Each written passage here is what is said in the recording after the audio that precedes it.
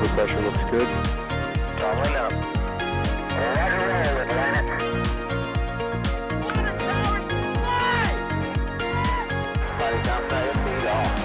FP off. Yikes. You bet. Okay. We don't need any more of these.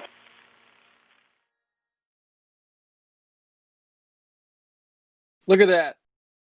That is Starship serial number 8. And tonight we are expecting, hopefully, this morning, what even is it right now? It is 4:41 a.m. local, and we are hoping for a preburner test and a static fire test. Maybe they might just jump straight to the static fire. You never know. But that's what we're expecting for tonight with Starship SN8. First 3-engine static firing of a Starship. Should be awesome. I think this is even going to be the first time 3 Raptor engines are fired, period. I am Jack Beyer. I'll be one of your hosts for this night, morning, whatever it is for you around the world there.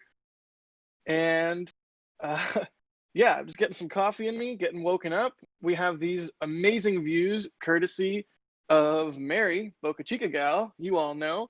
Or if you don't, she's a Boca Chica resident, devotes an insane amount of time bringing us these amazing views. So everybody in the chat, please remember to type thank you, Mary, and thank Mary for what she does, for her intense dedication day and night, bringing us these insane views as a member of the NASASpaceflight.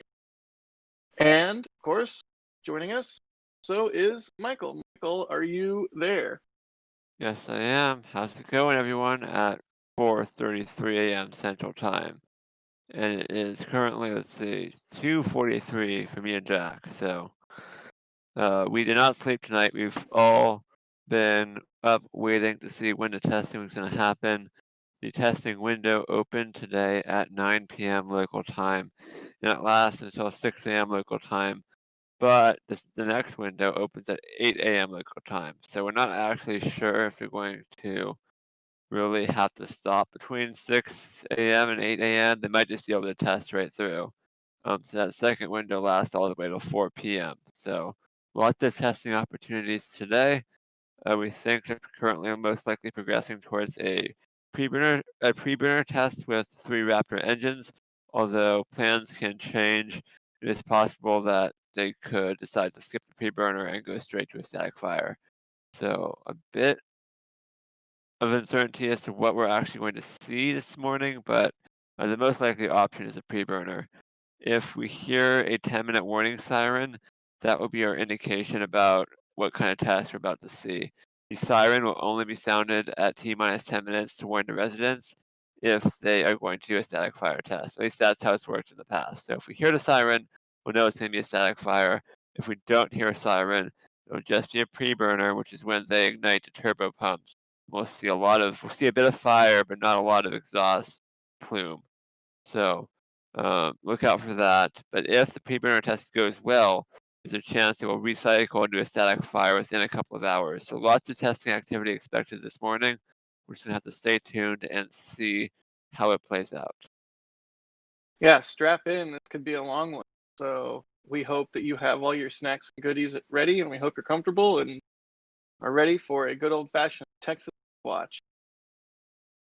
I wonder, we were talking on Twitter earlier today, Michael, about space shuttle engine startup and how they're staggered, kind of one after another, a few milliseconds apart, so that as the nozzles flex and everything starts up, it doesn't shake itself to pieces. Or I think that was part of the reason. Either way, space shuttle main engine started up in sequence. I wonder, once they fire up all 3 of these Raptors, what that's going to be like. If they'll do it sort of in sequence, or they'll just sort of fire them all at once. Very interesting to see how the preburner test and the Raptor firing goes. We've got a couple super chats right out of the gate. Flex with the Australian $50. $50. Thank you so much, Flex. Seriously, $50. Come on. Wow.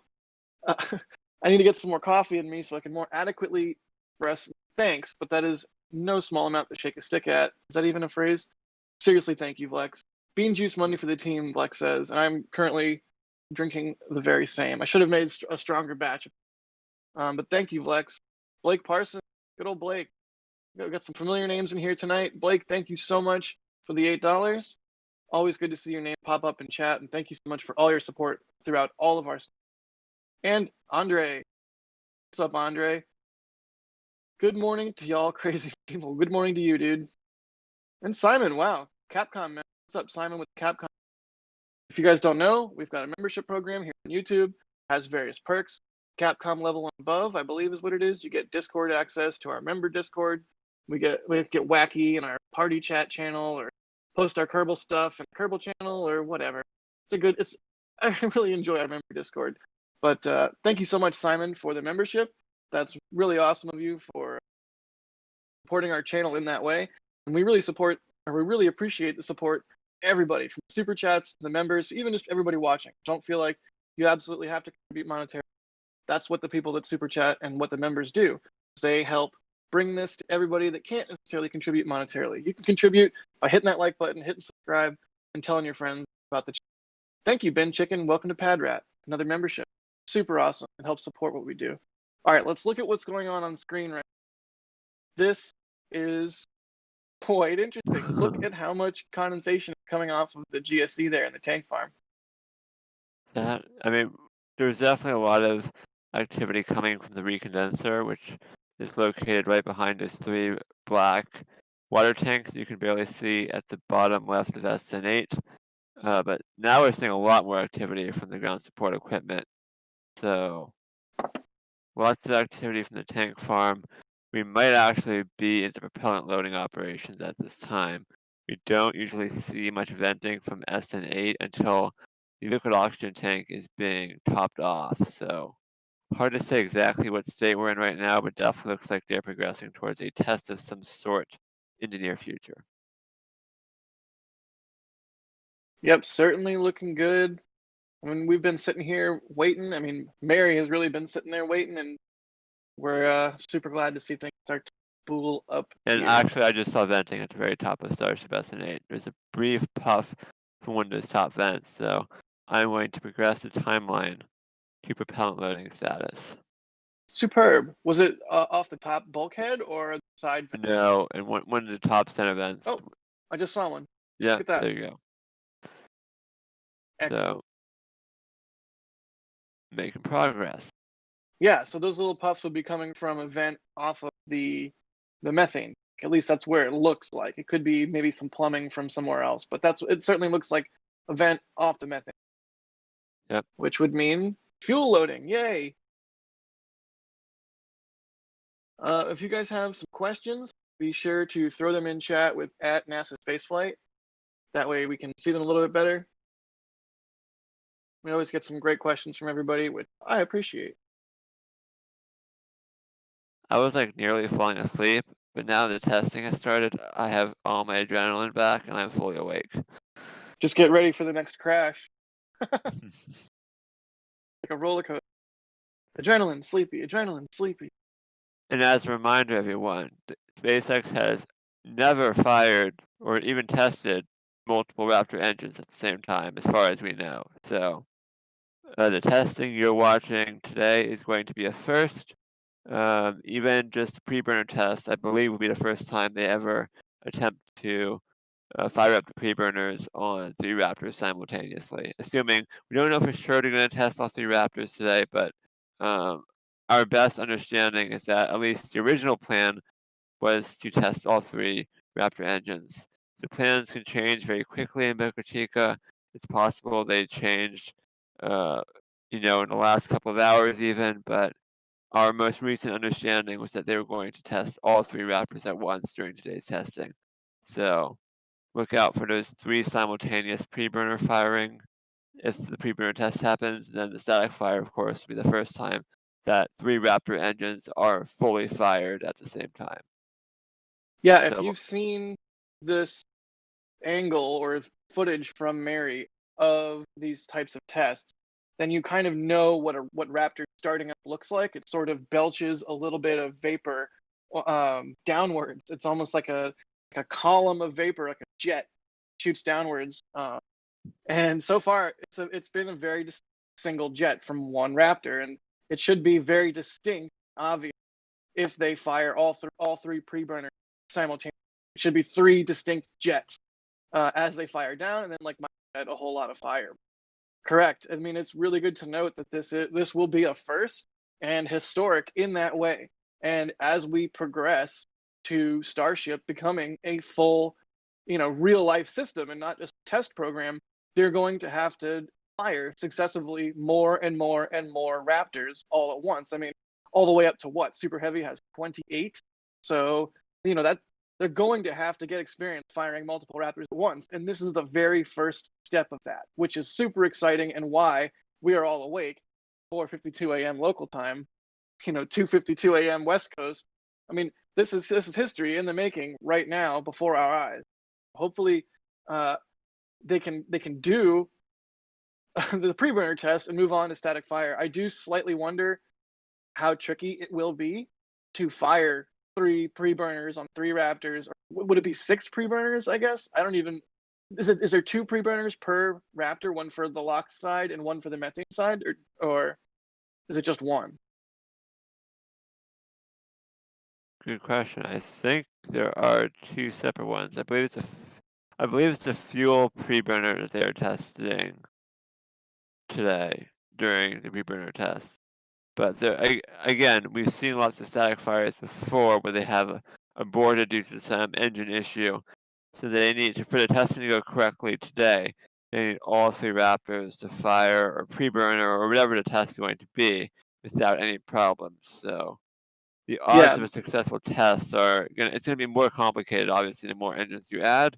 So it'll be interesting to see what happens, but the odds are in favor of multiple attempts, to be clear. Yeah, and really where I was going with that is I think Elon has tweeted something along the lines of, they need a very precise start with the preburner on Raptor due to it being full flow stage combustion or something along those lines. So that times 3 is 3 times more complex. And then somebody who's an engineer can jump in the comments and say, that's not how things work. But yeah, I mean, all I'm saying is hopefully they can do the static fire or the preburner test, get all 3 fired up and get what they need to do and move on to the static fire. Seeing 3 Raptor engines first time burning is going to be something I think we've all been waiting for. Yeah, just to be clear, there are 2 preburners on the Raptor, one for liquid oxygen, one for the liquid methane. I believe, I could be mistaken, but I believe it is typically the fuel preburner, so the methane preburners that they often test. I don't know why they don't test liquid oxygen separately as well, but the name of these preburner tests, as I understand it, is fuel preburner firing or fuel preburner tests. So that presumably means, if I understand it based on that name correctly, that only the fuel preburner is being fired up because the name of the test is the fuel preburner. So I'm Yeah, not that makes sure sense. why the liquid oxygen one is not tested as well before they do the static fire. I'd love to know the reason, but I think it will be 3 out of 6 preburners, if I'm understanding it correctly, that will be tested. Yeah, that But makes sense. But again, we don't even know they're going to do the preburner test first. That was our initial understanding, but this test has been delayed several hours from the original time frame that we had heard in NSFL2. So you never know. Elon could say, I with the weekend coming up and we're not able to close the road on a weekend, maybe it makes more sense to just skip the preburner test and take the slightly higher risk with the static fire in order to save 3 days of schedule. You never know what happens with testing, so we're going to have to wait and find out if it ends up being the preburner or the static fire in the first attempt. Yeah, I mean, and at this point, if something goes wrong, obviously none of us want to see that, but I see a lot of people commenting like, well, they have so many Starships laying around, and it is kind of true. They are enabled through their having so much hardware, either in the process of being built, that they can be a little bit more gutsy and take a little bit more risk, and try and get the testing campaigns accomplished faster. And like you said, it has been delayed several times tonight, so maybe they will jump straight to the static fire. that would certainly be a little bit startling and super awesome to see. I mean, we won't know that that's the case until it's already going, basically, because the difference between the preburner and the static fire would be several more seconds of dust cloud in red-orange color, pretty much, right? Yeah. So, and before anybody asks about that yellow cloud, that is a light behind condensation, making that cloud yellow. It's not like a crazy yellow murder gas that's leaking out or anything. Nope, just same as everything else, just backlit or maybe even frontlit, I don't know, by a yellow light. So if this, and it's possible they've made changes to the testing sequence with SN8. In fact, they've added a second very large liquid oxygen tank to the pad infrastructure. It's possible they've made other ground support equipment changes. So this testing sequence, for a variety of reasons, due to ground support equipment upgrades or upgrades to the Starship design, the testing sequence that we see this morning could go differently than what we saw with SN5 and SN6. But if it does follow a relatively similar pattern, we should start seeing the liquid oxygen tank venting on the bottom left-hand side of the Starship. Although having said that, I am now realizing that Starship SN8 has a flap which is kind of blocking our view of that vent. But I think the wind direction right now is in a direction that we still will be able to see the vent coming out to the left. But had the wind been blowing to the right, it might have been pretty hard for us to see it with that flap there. But keep an eye out for that to be the next step we see.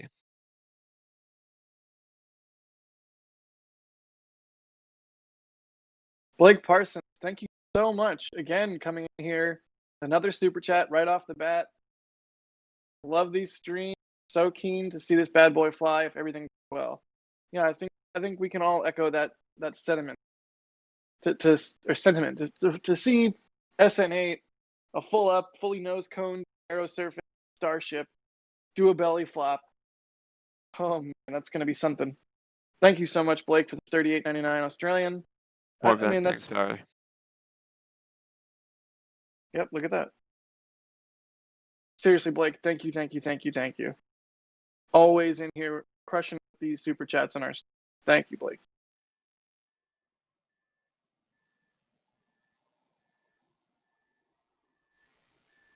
Danger Dogman, thank you for the new membership. Let's see, Dogman, what were you in at? Oh, I waited too long. Well, whatever level you're in, Dogman, I hope you enjoy the perks. Throw a double bob and 2 bob bank. Because as a member, you get sweet member emoji. There, I just threw a double bob and. Let's Cesar, thank you so much for the £1.99. I don't know why that one always trips me. Seriously, thank you everybody for all the super chats. Ference, thank you for the €5.49. And Bin Chicken, thank you for the $5 Australian. Always good to see your name, Ference, pop up. I always like seeing the familiar. Yeah, and really quickly, I'm seeing some questions about the siren. If the preburner test is what we think is the most likely outcome out of the possibilities for this first test, and they do not typically sound a siren for a preburner test. So that is why we currently do not have the siren on our timeline. If we do hear a siren, then we will rapidly adjust our timeline to say static fire and include the siren. But as of now, we think we're not going to hear the siren for the preburner test. If this test, goes through the same pattern we've seen with previous Starship testing. But the static fire is the one with a much higher amount of risk. So the odds that the residents have to be warned about something catastrophic happening it's more important to have that warning for a static fire test as opposed to a preburner. So that's why they only use a siren for the static fire test. But wow, Cheney Sheffield with 99.99. Thank you so much. That is amazing. Yeah, I was just typing in chat all caps. Thank you to Cheney, $100. $100. That is a lot of money. It's a lot of work to make $100. Thank you, Cheney. I mean, it really goes to directly help what we do, and allows us to do cool things. Like, have you guys seen Fleet Cam? Fleet Cam rules, and it's directly enabled by our members, by everybody that super chats. Look at that. That's Fleet Cam.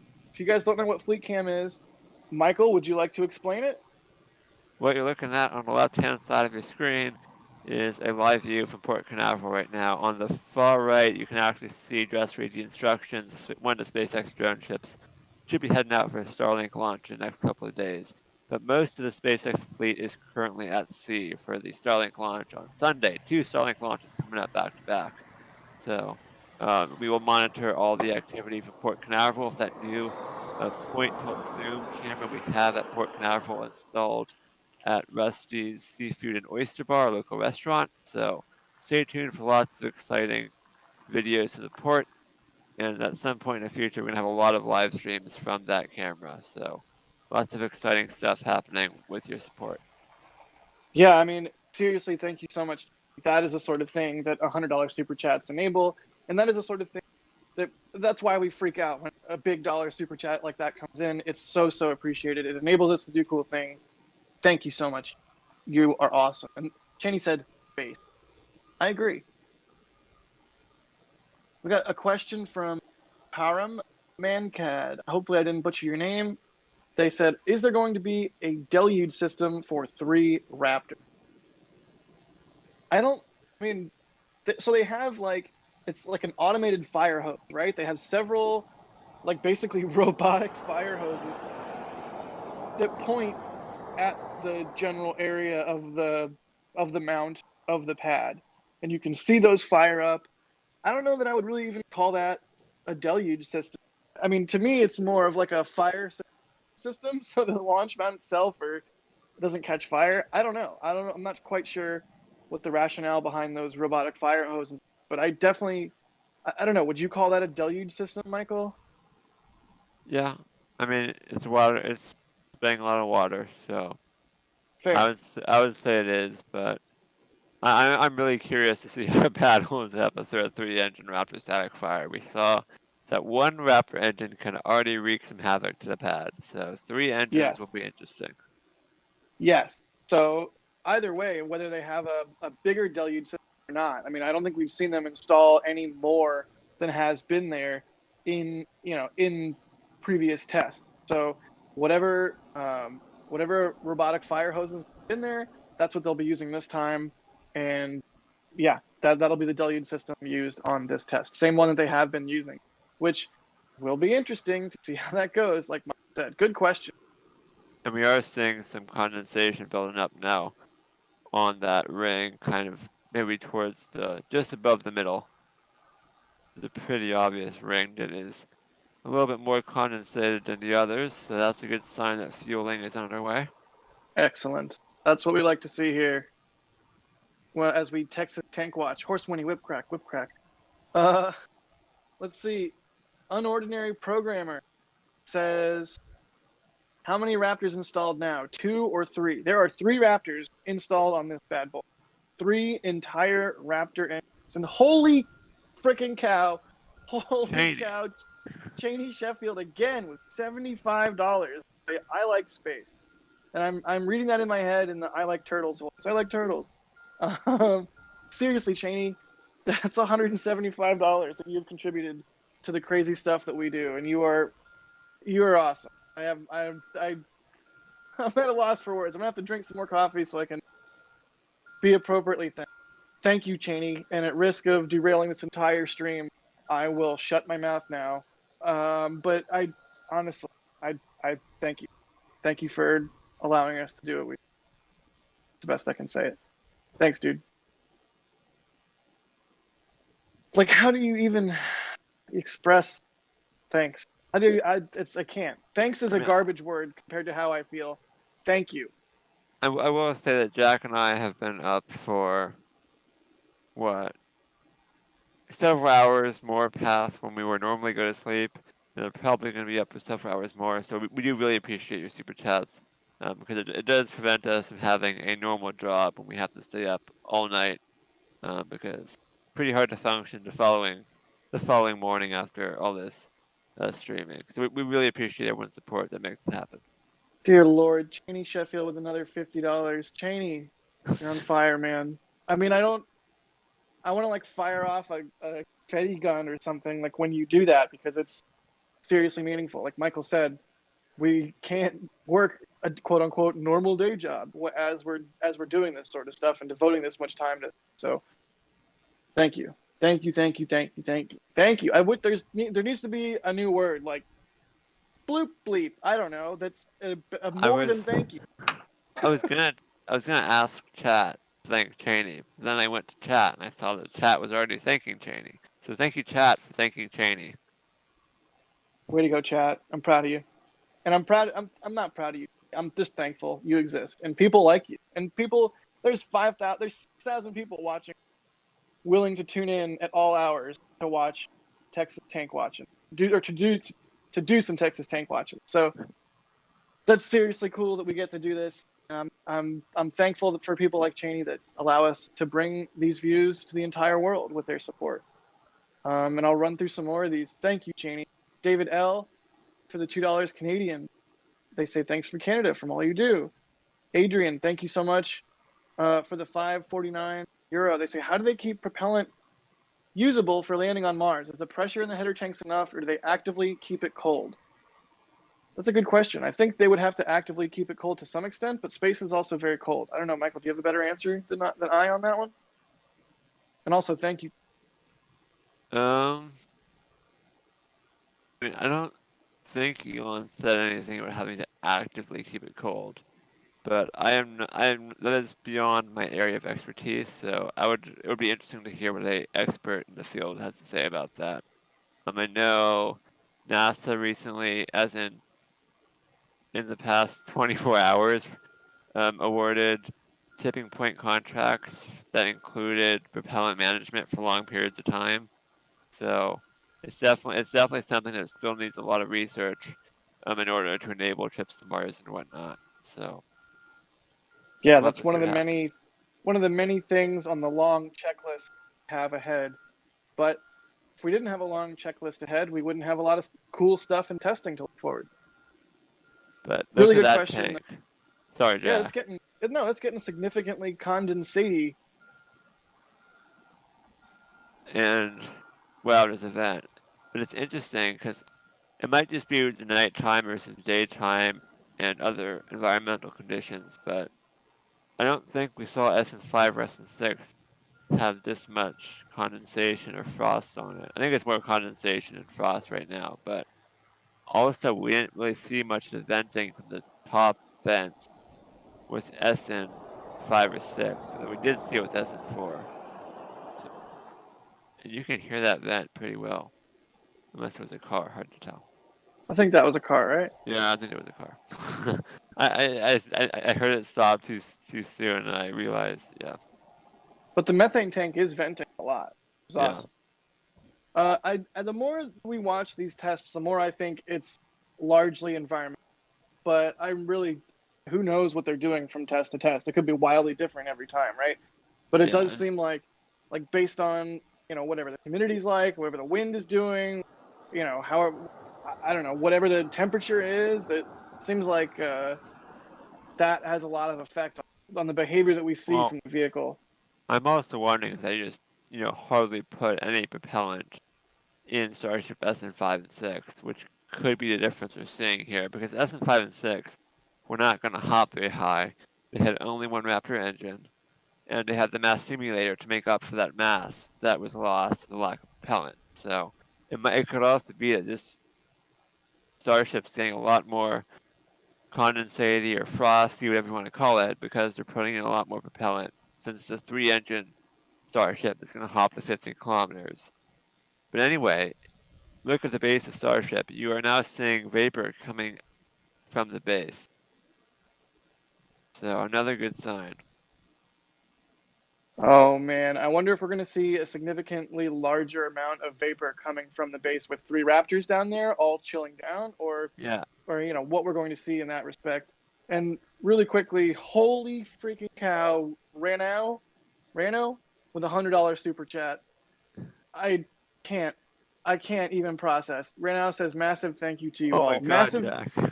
thank you to Rano. Holy cow. So, you know what's Thank crazy, Jack? I heard you What? say that, and I thought to myself, please be someone else and not Cheney, so we can, like, spread the workload over everyone. And then I looked further down our super chat list, and guess what I saw? Cheney Sheffield with $50 more. I don't know what to say. Yeah, everybody tonight, you guys are crushing. And I mean, I'm so excited for our coverage, ongoing coverage of SN8 and 9 and the rest of all of these vehicles. It's going to be awesome. It's going to be so awesome to bring these flights to you all. And with your help, we will do so in appropriately awesome way. Thank you so much, Cheney. Thank you so much, Renow. Thank you, everybody, so much for your support.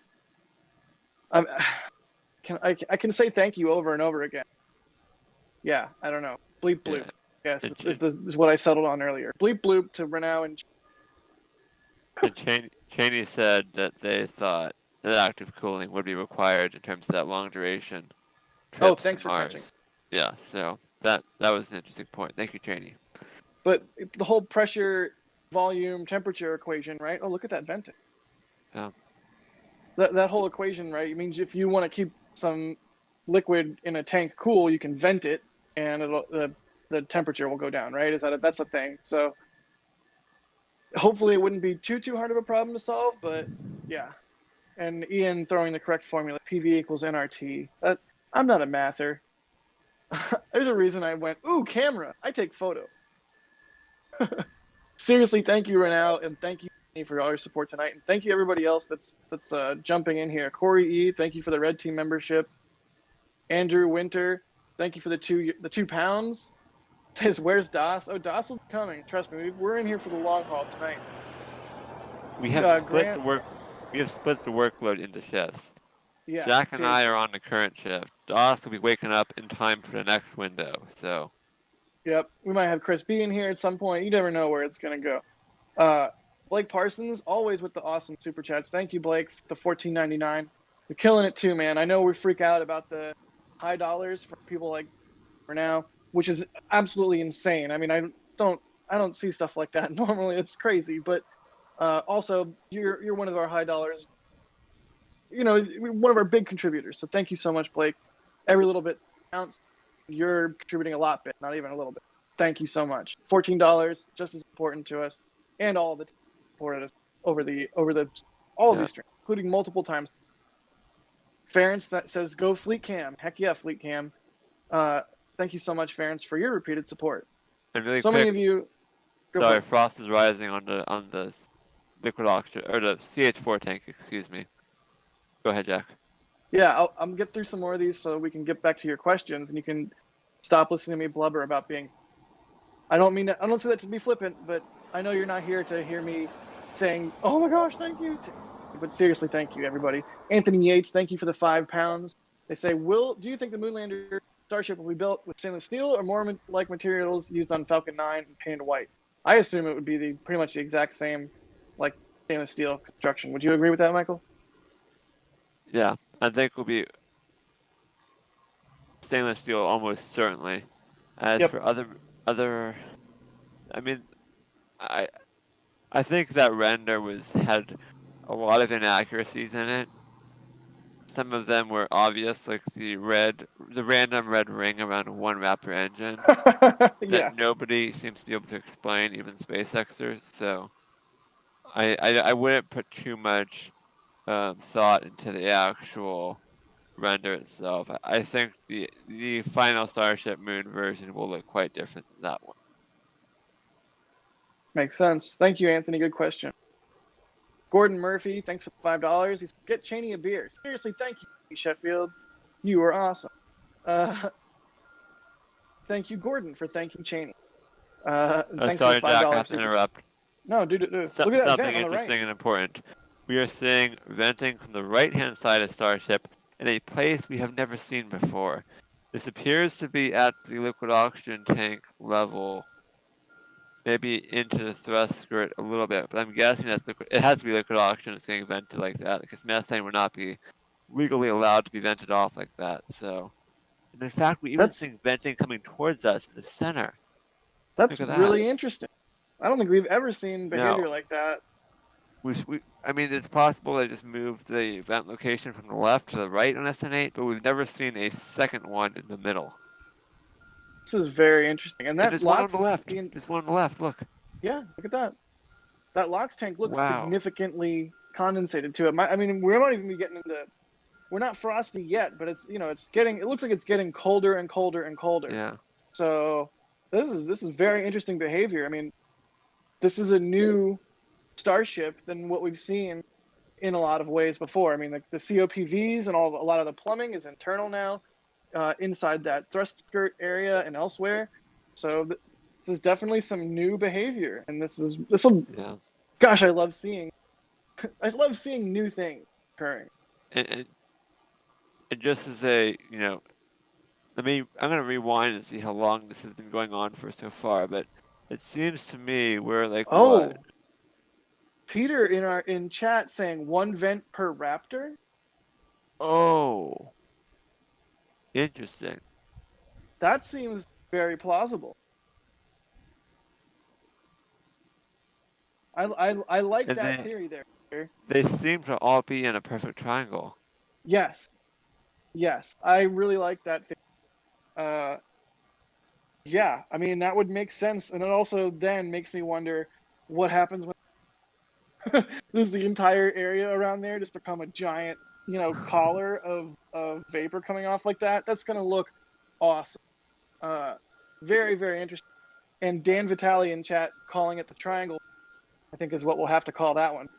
Look at that. Well, the one on the right almost looks like there's a frost or something coming out. Like there's material falling downward. See that? Yeah, it's probably liquid oxygen. Crazy. This is insane. I'm so glad I stayed up. This is awesome. And thank you again, Mary, for bringing us these awesome freaking views. Thank you, Mary. Everybody in chat, if you haven't already, please type in chat or whatever variant you choose. Really quickly, Calypto, thank you for the $10. They say, oh wow, 14 minutes ago from Calypto. Calypto says, do you think since the tanks and plumbing on SN8 has been moved, the engine housing area, pre-ignition vent normally on the left side will still be there, or will it be relocated? Well, looks like we might be seeing sort of a new vent configuration for exactly what you were talking about. Good question, Calypto, and thank you for the $10 super chat.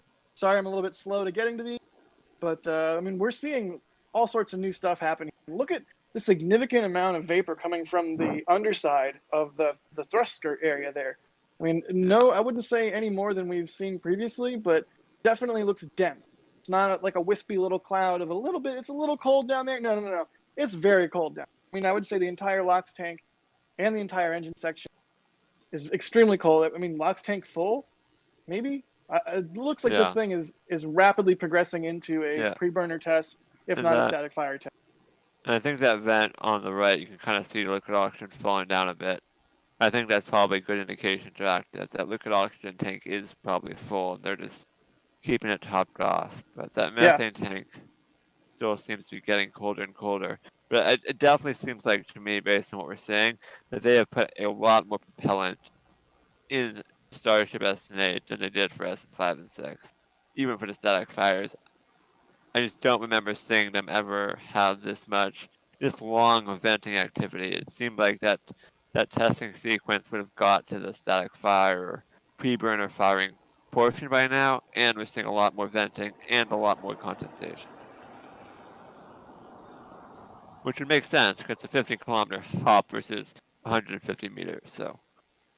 But yeah. Anyway, super chats are way behind. I don't know how we're going to keep up with super chats. I'm trying. I really am. Danielle Hickson says bleep bloop, which is the unofficial more than thank you phrase I'm trying to pioneer here. I'm really not trying to pioneer it. It's terrible. But thank you, Danielle, or maybe I should say bleep bloop. Bent Straight, another one of our frequent contributors, $5. Thank you so much, Bent Straight. Say coffee fund, y'all. I'm gonna have to have another batch made up here in a second.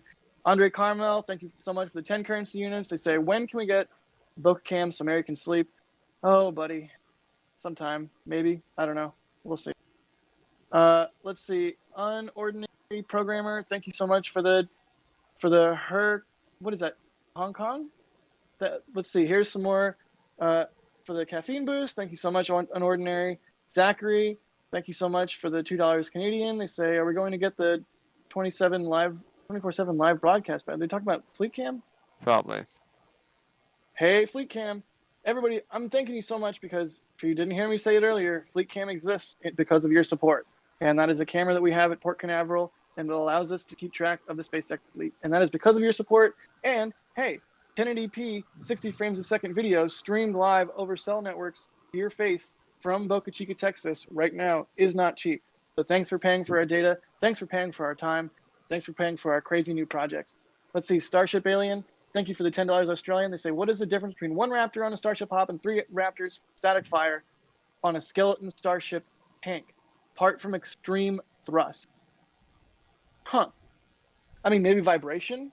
I don't know if you count thrust, like vibration as part of a thrust, but definitely seems like 3 of these bad boys firing up all at once is going to create a significant amount of acoustic and just mechanical vibration. Are those 2 different types of vibration? I don't know. But yeah, who knows what that's going to do to it. Somebody in our Discord, I think maybe it was Raphael, saying that the mass simulators were installed because static fire test shook GSC loose on one of the, I think it might have been SN3 or I forget which, but SN4. SN4. So those mass simulators would, in theory, according to this, prevent, I don't know if it's true or not, it seems plausible, it would prevent that sort of vibration from shaking the vehicle too much. So maybe 3 Raptors. Okay, but counter argument here. Go for it, please. Well, actually, I want to hear what you're about to say. Sorry, I should have let you continue. Go ahead. I mean, that's basically it. If 3 Raptors are firing on that, maybe it's compensated for without needing the mass simulator or ballast or top hat, whatever you want to call it, with a larger fuel load, so the vehicle is more massive. I was going to say, I think it's just more likely that there was so little propellant because they were only going to hop 150 meters. They didn't need much propellant, so to reduce the risk of an anomaly, they just put a mass simulator on it for the hop. But the static fire argument is interesting, I guess. I just think it's more likely the mass simulator was for the hop, not the static fire. Yeah, and it undeniably makes the hop easier by making the moment arm on the thing. I don't know. I'm not smart, but I've heard DAS justify it and I believe that it makes sense and makes the thrust vectoring and control of the vehicle easier. So, very good question, Starship. Successful derail on my super chat speedrun. But seriously, thank you for the $10 Australian, and thank you for the good question. Benoit, that is not orange murder gas or mustard gas or anything. No, that is just a light behind some vapor. And thank you for the $5 Canadian. Reese, thank you for the 199 pounds. Say, how much propellant is needed for a static fire?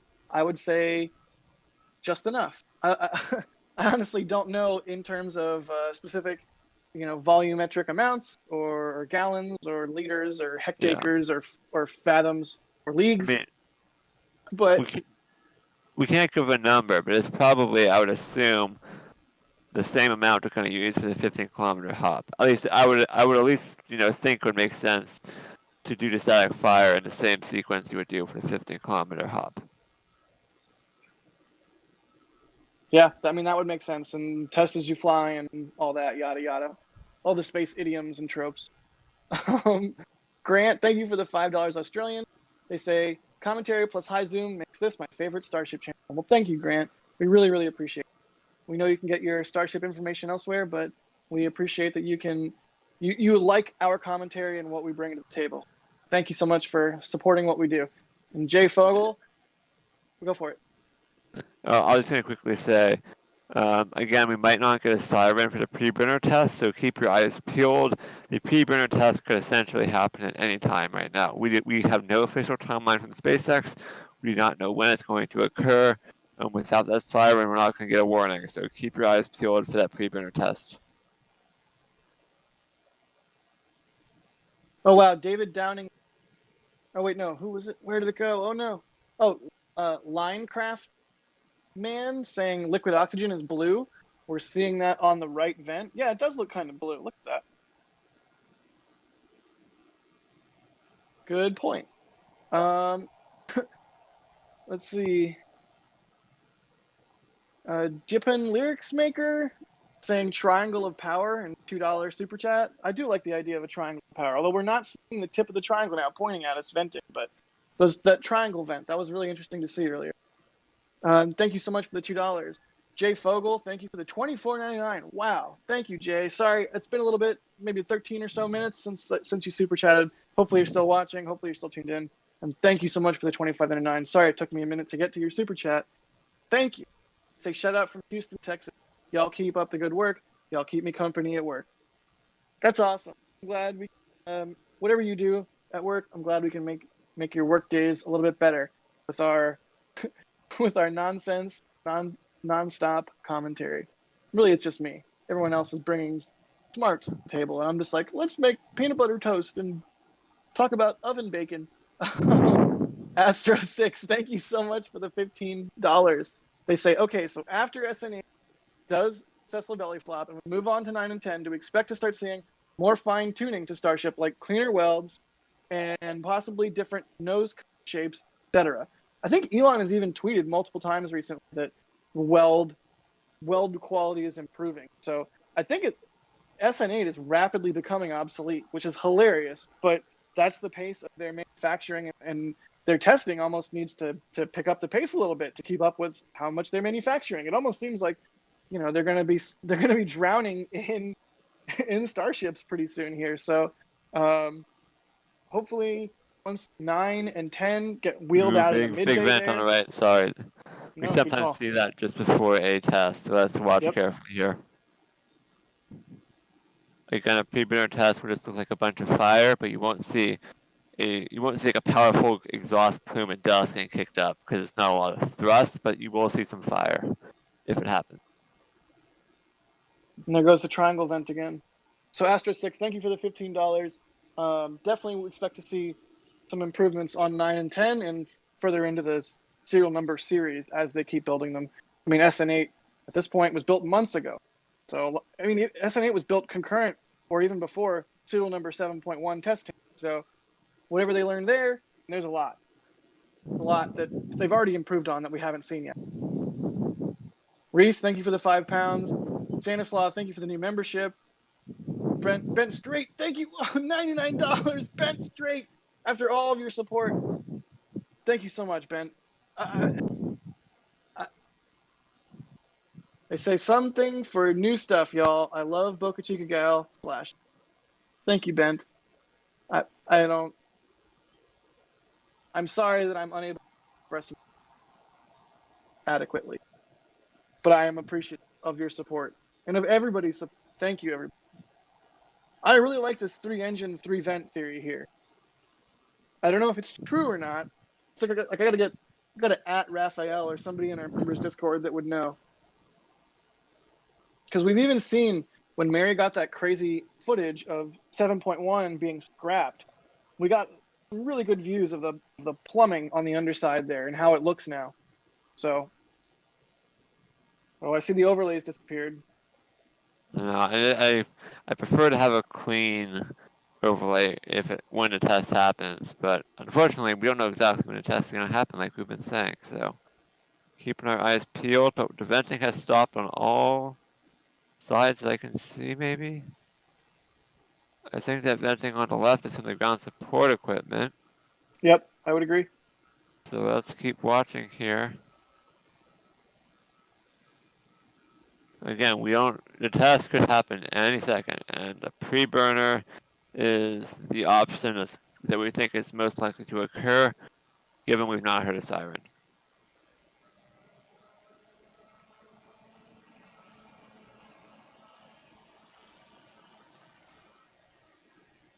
I'm just like holding my breath.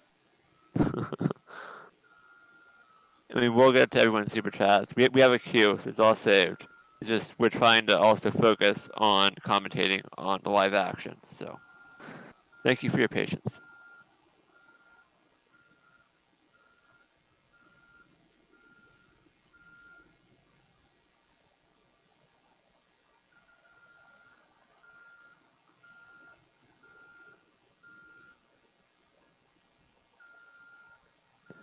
In chat, let me know if the balance between the ambient and our commentary sounds good.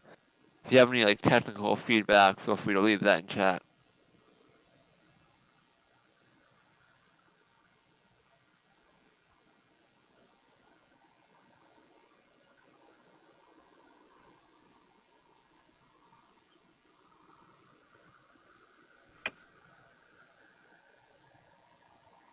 This looks an awful lot like SN5 and SN6 did just before engine firing. In terms of the venting coming off of the vehicle, except this is ×3. It looks almost exactly the same. I mean, you subtract the one that's pointing at us and the one that's pointing to the right, it looks exactly. So I'm fairly confident at this point. 3 vents, 3 Raptors, which is a really good observation I got from chat. Thank you, chat, for contributing to our knowledge base. It's a team effort here. Team.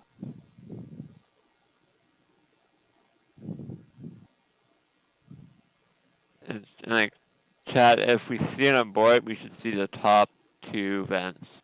Yep. Open up for a while. We have not seen that yet. What we've seen so far is normally what we see as they are proceeding towards the test. Yeah, this is honestly looking fantastic.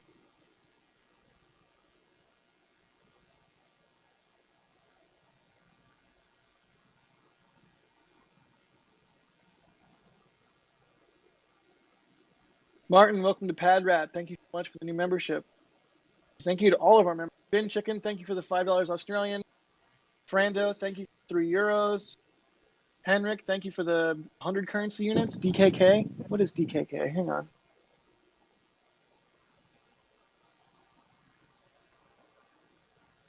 Danish Kroner? Thank you so much. Let's see. Janie, thank you for the €5. They say thank you. Seriously, thank you, Mary. And thank you, Janie. Windjammer, thank you so much for the $5. They say, fire that tank off. I agree. Fire that tank. Mo, thank you for the 200. What is CZK? Let's look that one up. Check Karuna. A lot of these K names. They say, let's go. Mo for the support. Rough Rider Show. What's up, buddy? $5. They can't go a stream without my donation. Seriously, thanks for supporting what we do, everybody. And again, I always like to say, don't feel like you have to contribute monetarily. Every now and then I'll see somebody say something in chat like, oh, I wish I had money to contribute, but I don't. Seriously, that's what everybody else is doing on your behalf, and that's why it's so awesome everybody contributes. So don't ever feel bad that you're not contributing monetarily to these streams. Just hit that like button, hit subscribe, tell your friends about it. That's awesome. Seriously, there's 10,000 people watching this thing. I mean, I love that everybody is so excited about the future of spaceflight. It warms my heart. I didn't even realize there were 10,000 people watching right now. Yeah, Wow. So if you're just joining us, we are expecting a preburner test and then a static fire test at some point later on in the window. Although the window is rapidly closing, although it opens up again in like 2 hours after it closes at what? I think it closes at 6:30, Michael? 6. But 6 a.m.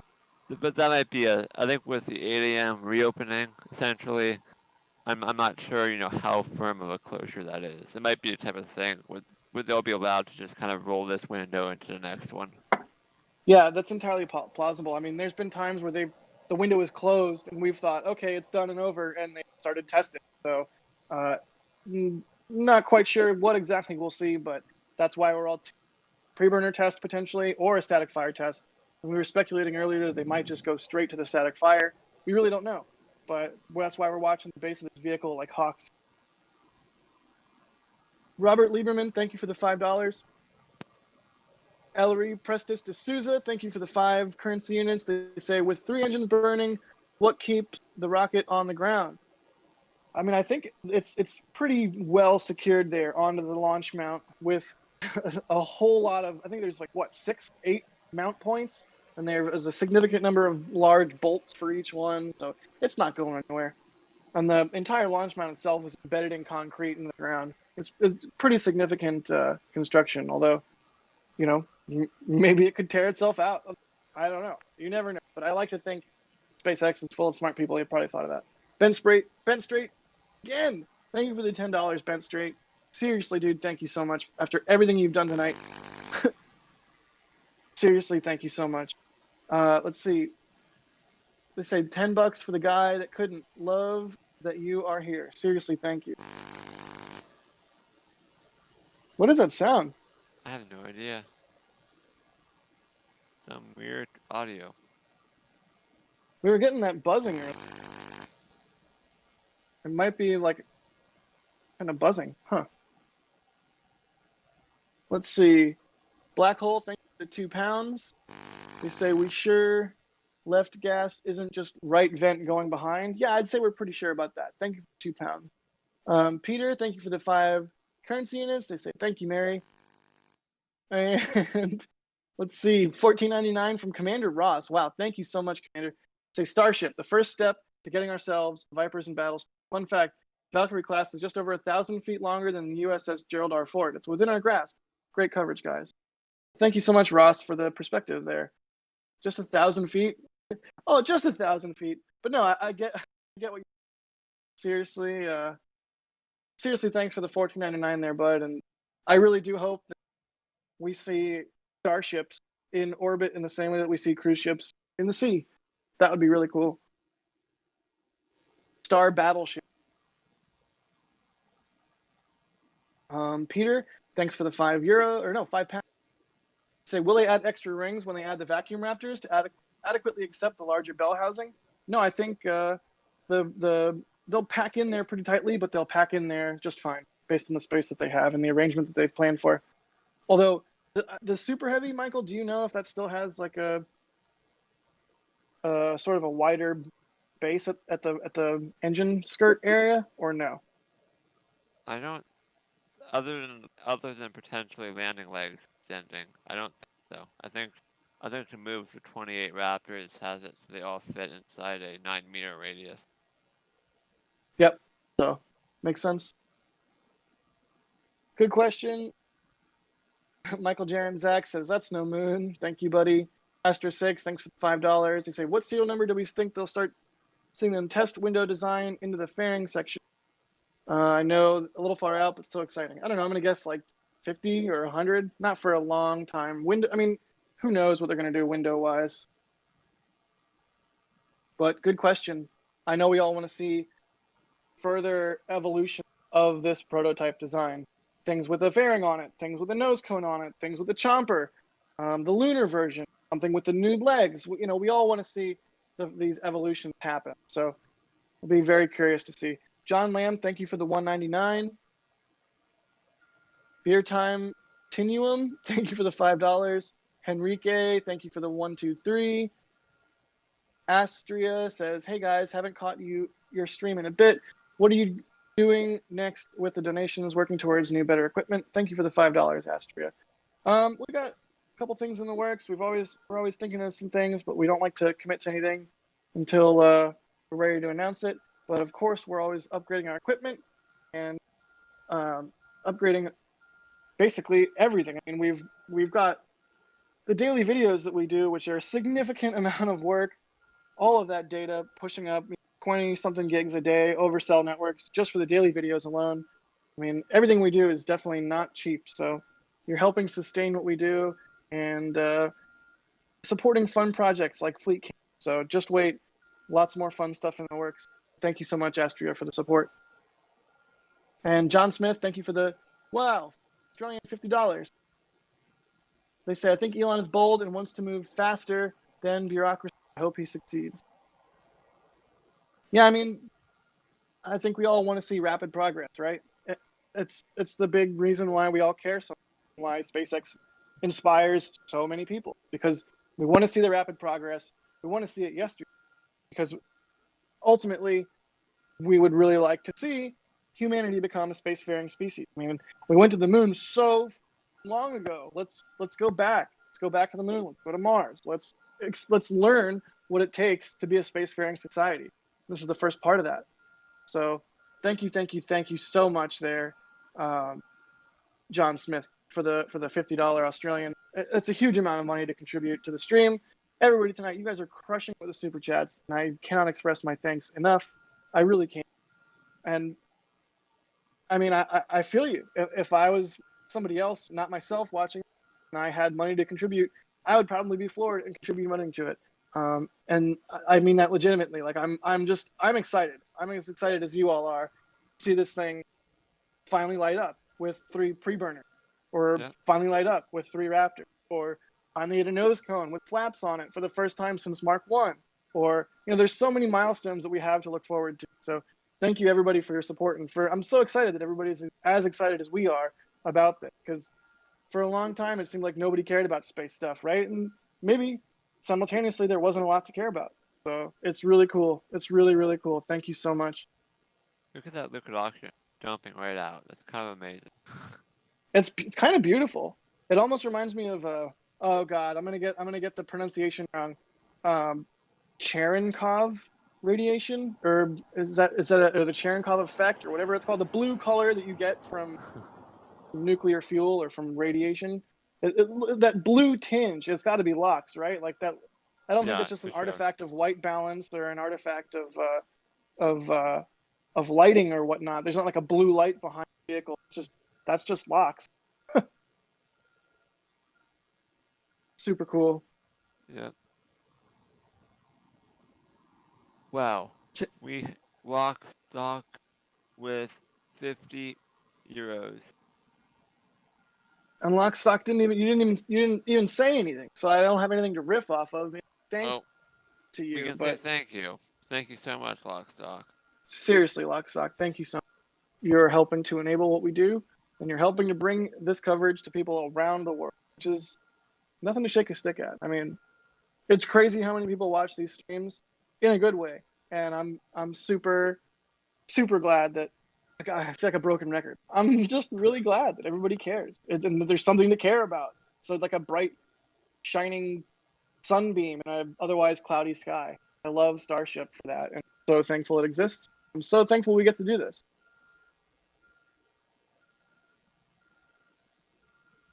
All right, let's answer some questions. How about? Yeah. Fireman saying, would you guys want to take a trip with Starship? Absolutely. Sign me up. Like, I'll get on it right now. I don't know about landing on it, but I'll launch on one. Maybe I'd like to land on a Dragon. I don't even care if it's a cargo Dragon. I'll just hook me up with a Dragon, low Earth orbit. I'll land a capsule. Y'all can do the belly flip.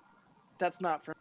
Or belly flop. That's not for me. But launching, going to Mars, doing all that, I'm down. And maybe after, let's see what Elon says at this next presentation. Hopefully some people press him on the human aspect of that belly flop and see if there's any answers to that in terms of like a gravity couch, like a chair that swivels to always be pointed in the direction of the I don't know. I honestly, but hopefully some more people kind of press him. But thank you, Lockstock. Forget where I was going. Oh, I was answering questions, and Lockstock just happened to still be up there. But yes, I would absolutely fly.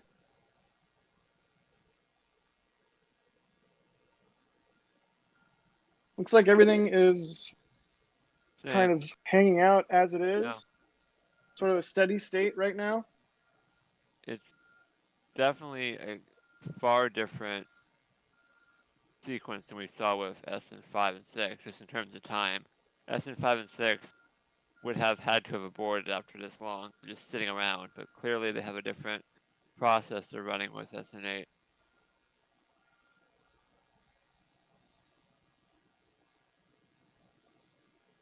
So we'll have to keep our eyes peeled to that base of the Starship and see if we see some fire soon.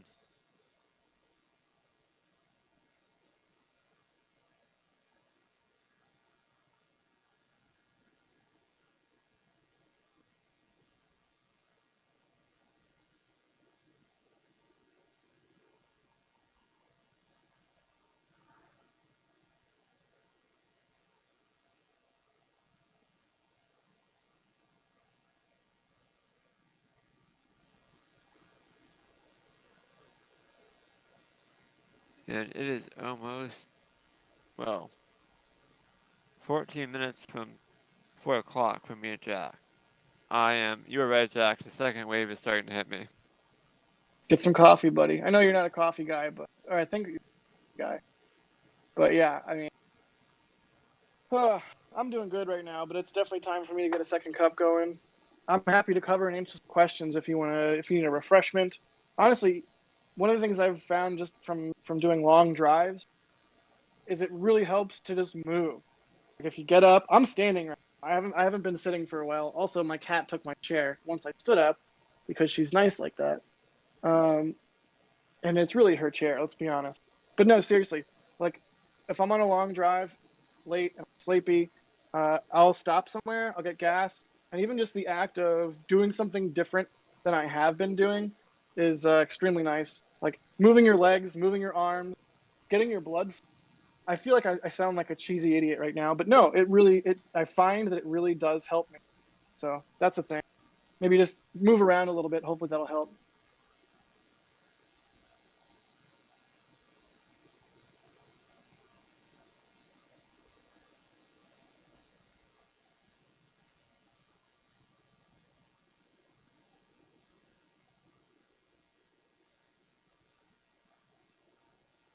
Wow, 66 Starship Alien. Welcome to Launch Director. Thank you Thank you so much.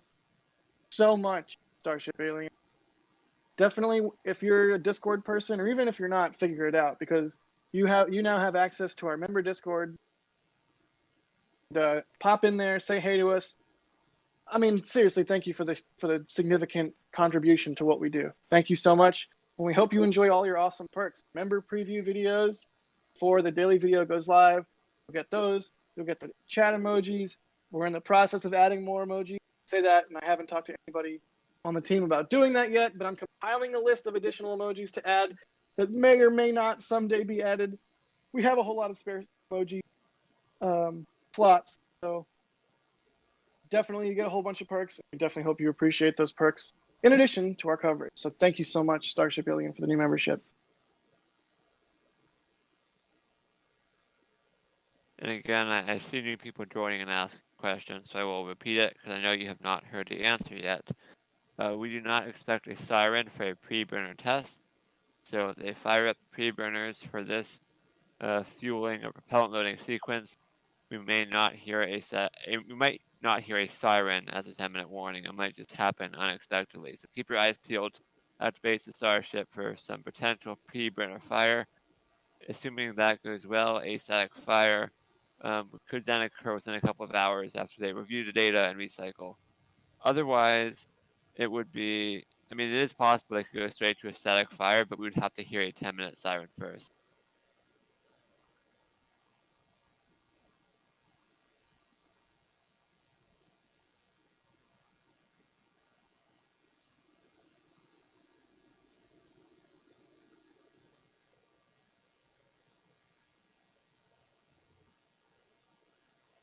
Let's see. Morphola, new membership. Let's see. I don't know if I can see where they came in at.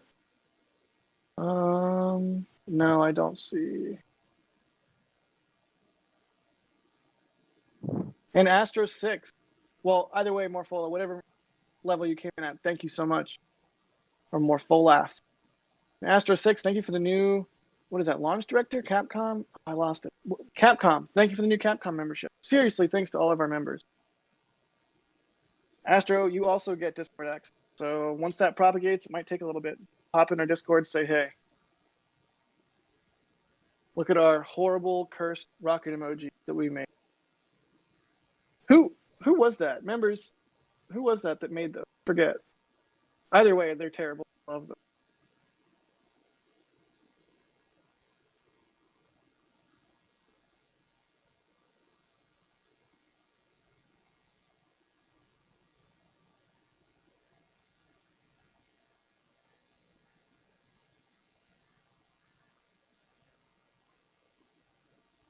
Little Steve, thank you for the £2. Says we need moderators. Yeah, we're working on it. Got mods. Thanks for the support, though. Gregor, thank you for $3. Janny, thank you for the, what is that?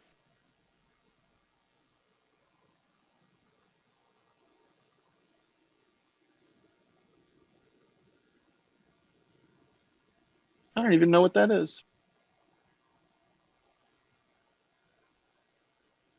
Well, Dan Vitale, thank you for the £2. P. Kelly, thank you for the £5. Say, I reckon 9.5 tons of propellant for a 5-second 3 Raptor test fire. Mass flow is thrust divided by exhaust velocity, ISP. I believe it. I don't know. I'm a complete guess on my part, but.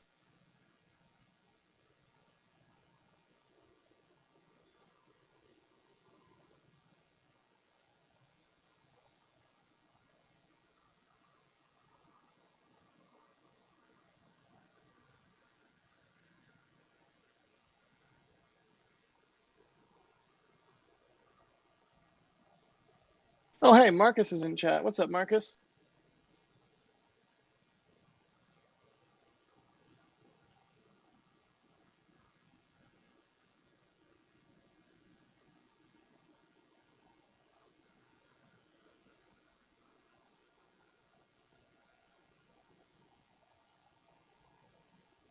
Well, the venting seems to have died down a bit.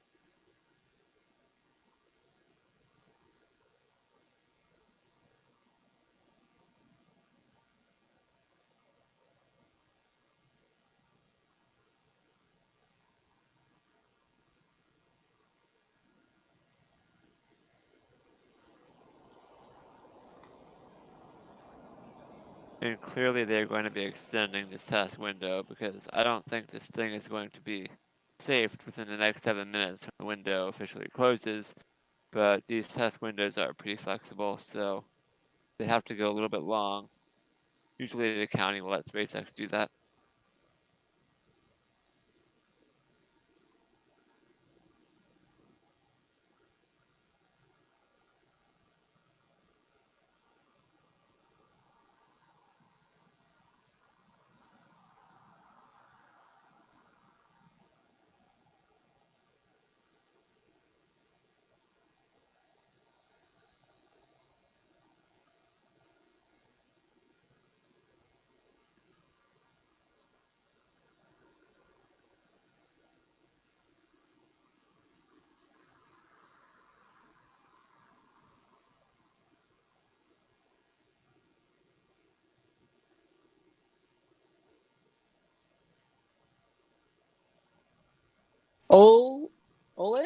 Ole Matthias?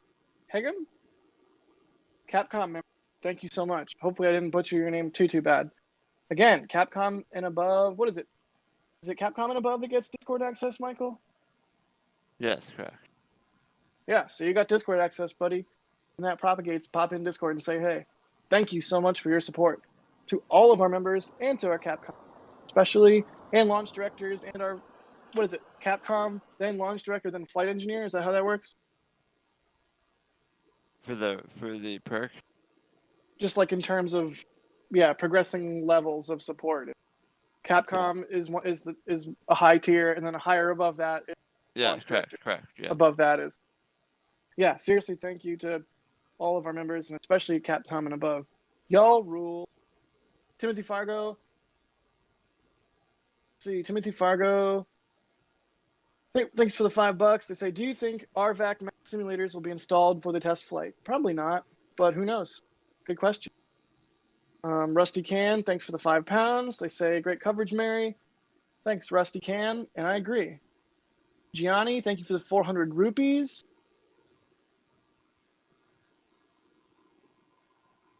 Sir Gawain, thank you for the $5.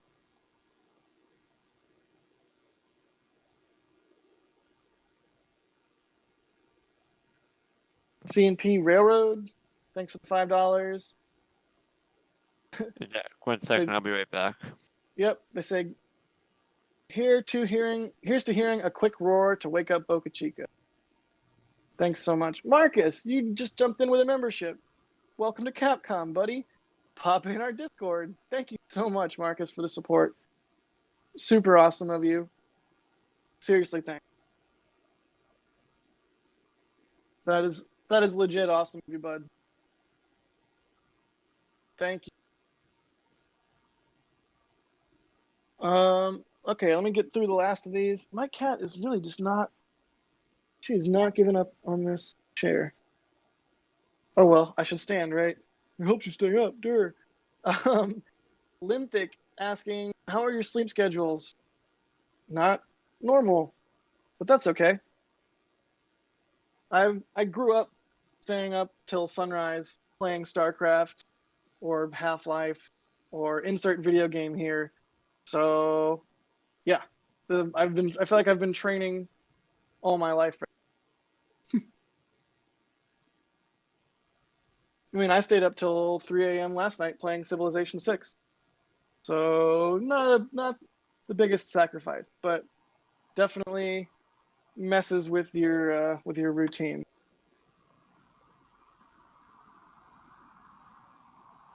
Vipul, hopefully I'm not butchering your name.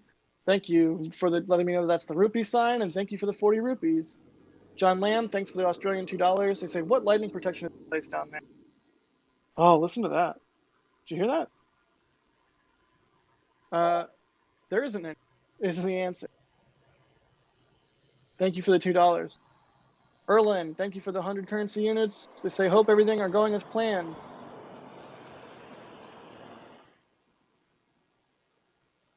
Agreed. And thank you for the support. And finally, Patrick, thank you so much for the $5 Australian. They say, what did you guys do for work before streaming? Was it an average boring job?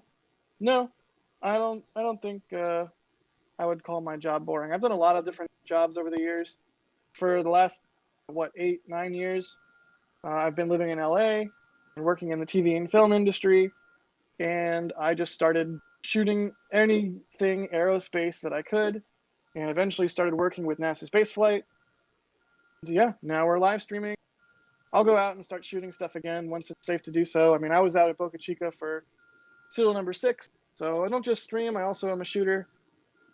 Michael can speak to what he has done before doing this. Well, Jack, when he's back. RCS firings. We haven't heard them. That's pretty cool. Super cool. Yeah, those are some RCS thrusters to help control the vehicle. Let's listen. There it is.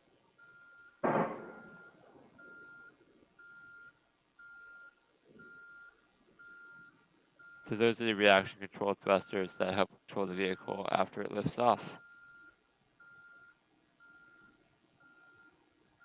Yeah, and presumably during a belly flop, right? Like part of For sure. part of that control would come from the flaps, but also at points where the flaps were not sufficient. See those being used. And even Elon said that was a little bit surprising. Elon tweeted about the Raptor being most of what accomplishes the flip there at the very end. Slightly interesting to hear. But those thrusters definitely will be needed for the flight.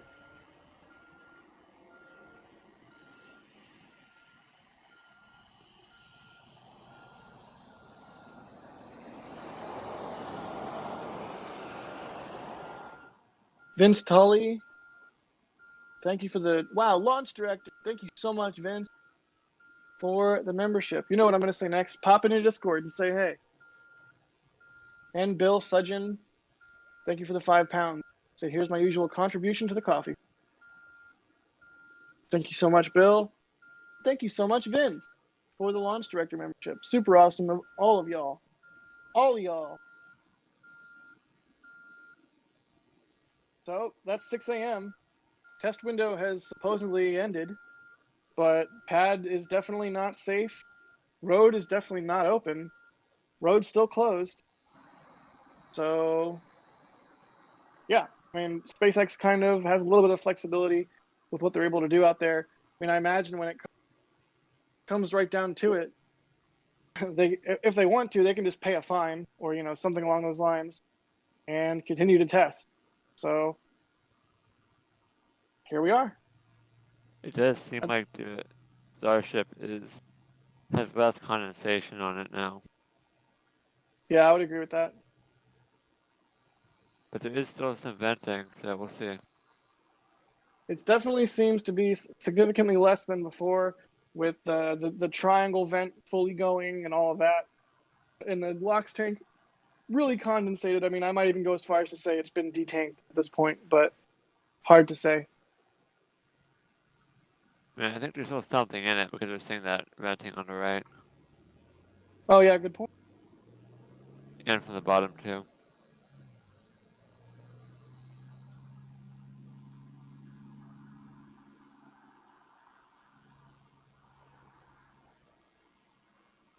Dallas Hawk asking how long we think it'll be before we see Starship go above the Kármán. What do you think, Michael?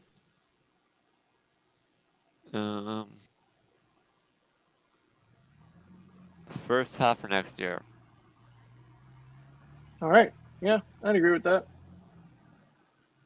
Good call.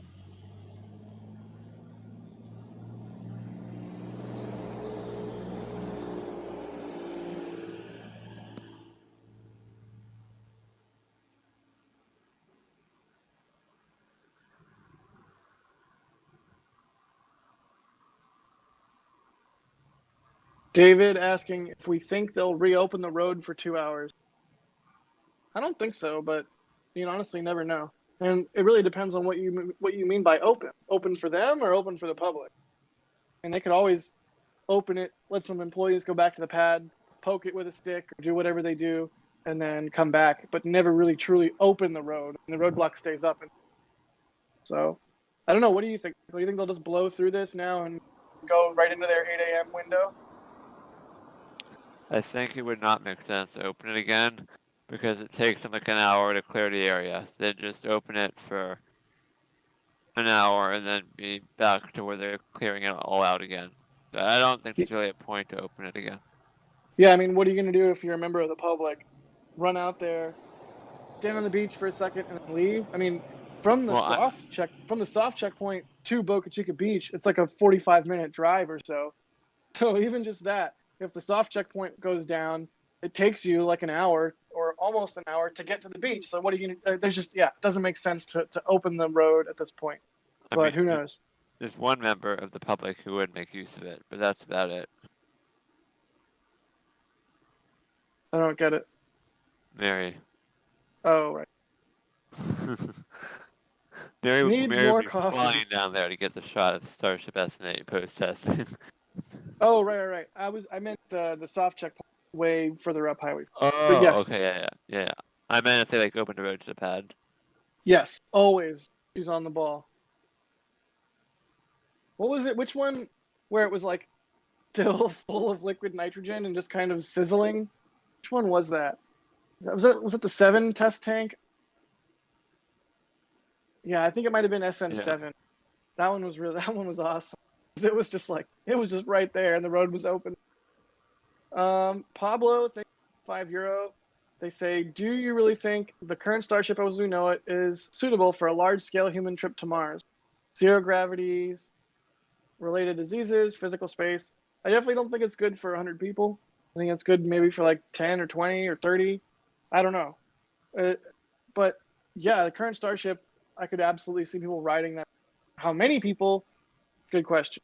But absolutely, I think Starship is completely viable as a Mars transportation system for a large number of people.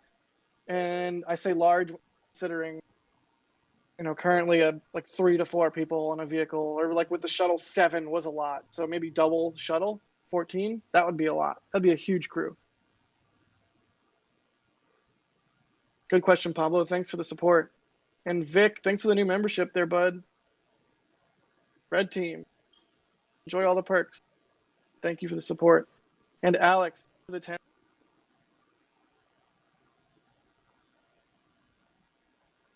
Say, hey guys, thanks as always for this. Is there a way to have the live video and sound sync like how you have for the replays? I mean, well, we would have to have like a phone at the pad with like a I don't even know how you would do that. No, the short answer is no, right? We'd have to delay the live video, like however long the Oh, I sound didn't even. delay is. I didn't even- So then, yeah, you would be getting the video 7 seconds later, Yep, correct. which nobody wants that. But Nope. that's what the replays are for. But yeah, thank you for your support there.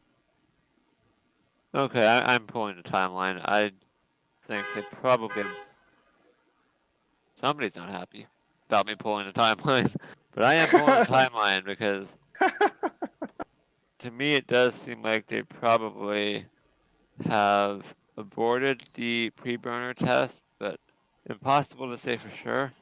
But as you mentioned earlier, given this was the first time they were testing with 3 Raptors, it was expected that it may take multiple attempts to get the test off. So this is how it goes. There is a long testing window ahead from 8 a.m. to 4 p.m. today. So plenty of testing opportunities still to come.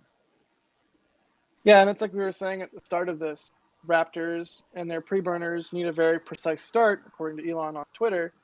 So surely it'll be a tricky thing for them to accomplish it, and it might take a couple tries.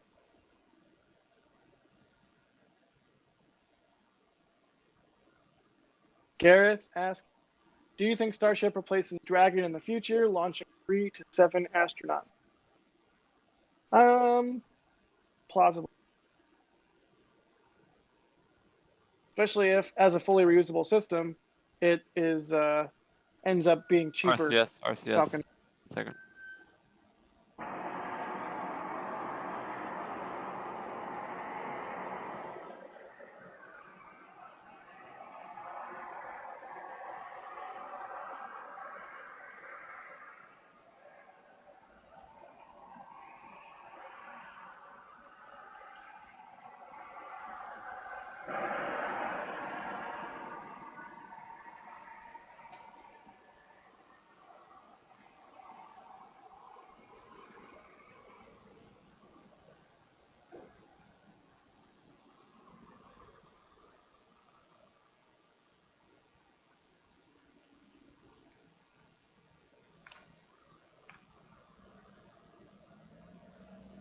That was an extremely long RCS test. It's like they just drained all the pressure out of their COPVs. Yes, that is what that looks. Which, huh?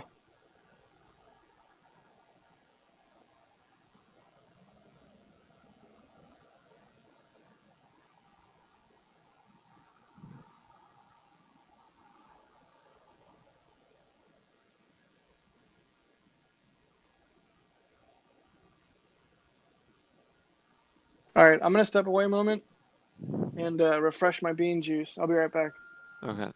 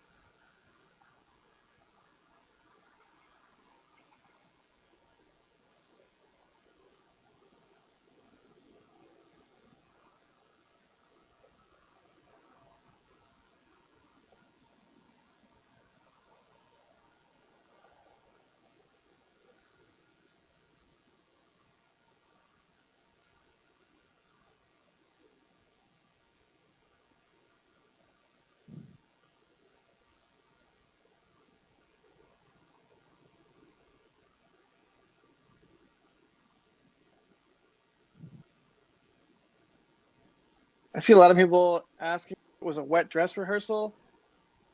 I mean, again, our understanding is that they were going for a preburner test and then static fire.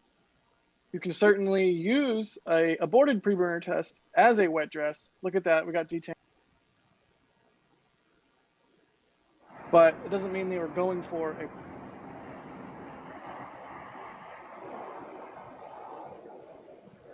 That would be a depress.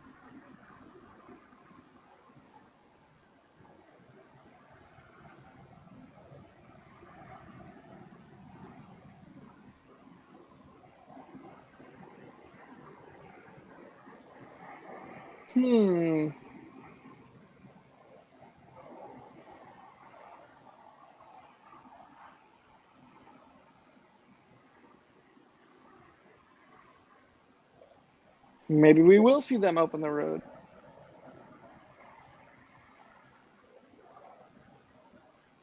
Maybe I shouldn't drink more coffee. Who am I kidding? I'm not sleeping.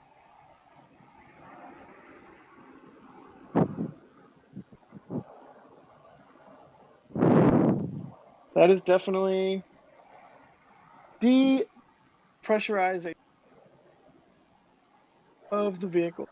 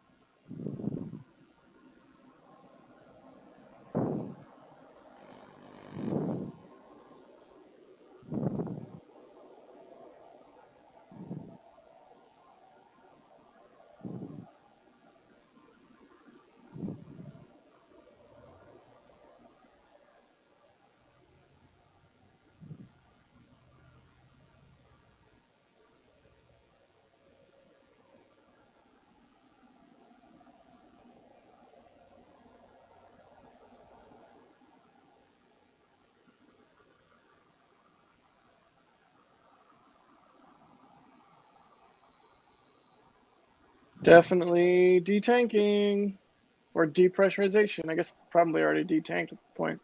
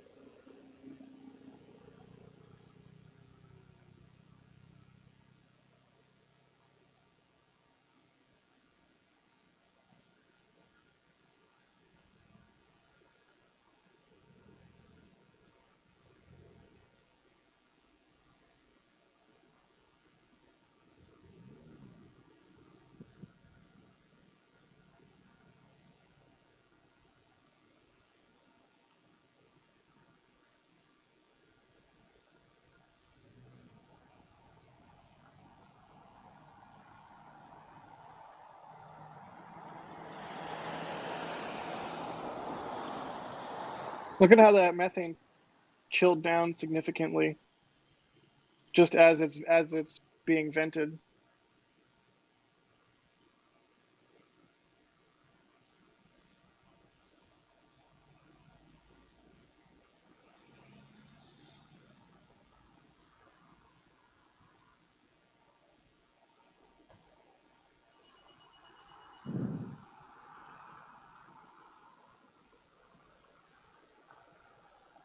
Space Pony says, it seems almost like it was a wet dress rehearsal. I mean, again, you can use an aborted preburner test as a wet dress rehearsal facsimile, right? It is our understanding they are going for a preburner test. So, preburner test aborted is what we think we saw, but yeah, not a wet dress. Could be this, it's functionally the same thing as a wet dress, but they weren't going for a wet dress. As far as we know, plans could have changed, but yeah. Good question, Space. Felix Jacobson saying closure was 9 p.m. to 6 a.m. It's past 6 a.m. now, so no test until next closure in 2 hours. I mean, you say that, but they've tested outside the window before. So we'll see what happens. But at the same time, they are clearly depressurizing the vehicle right now. So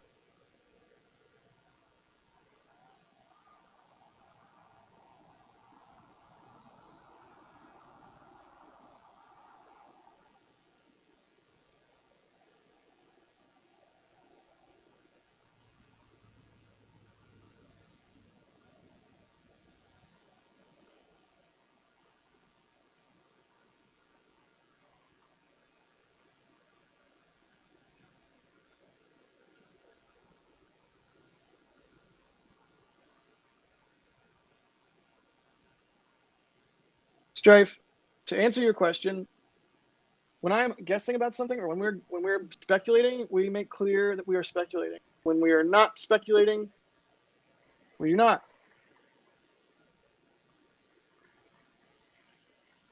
I mean, NASASpaceflight is a news organization. We do take what we do seriously. We do speculate a lot, but we like to make clear that when we're speculating and when we're not. So that is why we say it is our understanding that they were going for a preburner.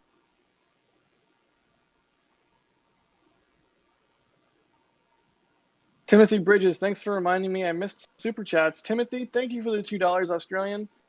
They say, Timothy says they should try and land Falcon 9 on SN8 while hopping. That would be hard, right? They should try and land a Starship on a super heavy, right? There you go. How about that? That's hard mode. That's the boss level of Starship landing. So you, thank you for the 200 rupee. They say, I think SpaceX will ferry astronauts to orbit in a Dragon, dock to Starship in order to get around human certification before 2024. Completely plausible. It would not shock me at all. And Paul from Norway, I wonder where Paul's from. Paul from Norway says, Starship theory, Starship 1.0, 9 meters equals max 20 to 26 crew? Is that crew, maybe? Starship 2.0, 18 meters, max 50 to 100 crew. I'm guessing it's crew. I could see 26 people on the current Starship. That seems like a normal, plausible number. Good theory, Paul. Good theory, Paul from Norway.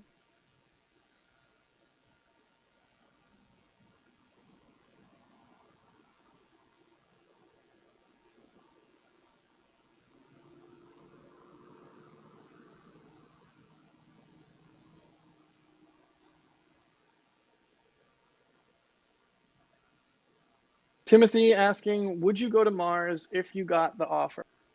Yep, I'd go to Mars. Sign me up. It's got to be a two-way trip. That's my one thing is I don't want to go to Mars and stay, at least not until I'm really, really, really old, probably, maybe, who knows? But I definitely would want to go to Mars as long as I can come back to Earth, because as cool as Mars is, Earth is the best. Earth has liquid water. Earth has a breathable atmosphere. Earth is the best planet, undeniably.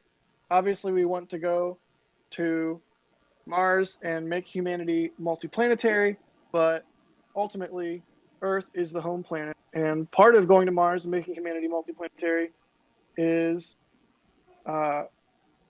ultimately preserving Earth. I think that should be part of the goal. Preserving Earth as is.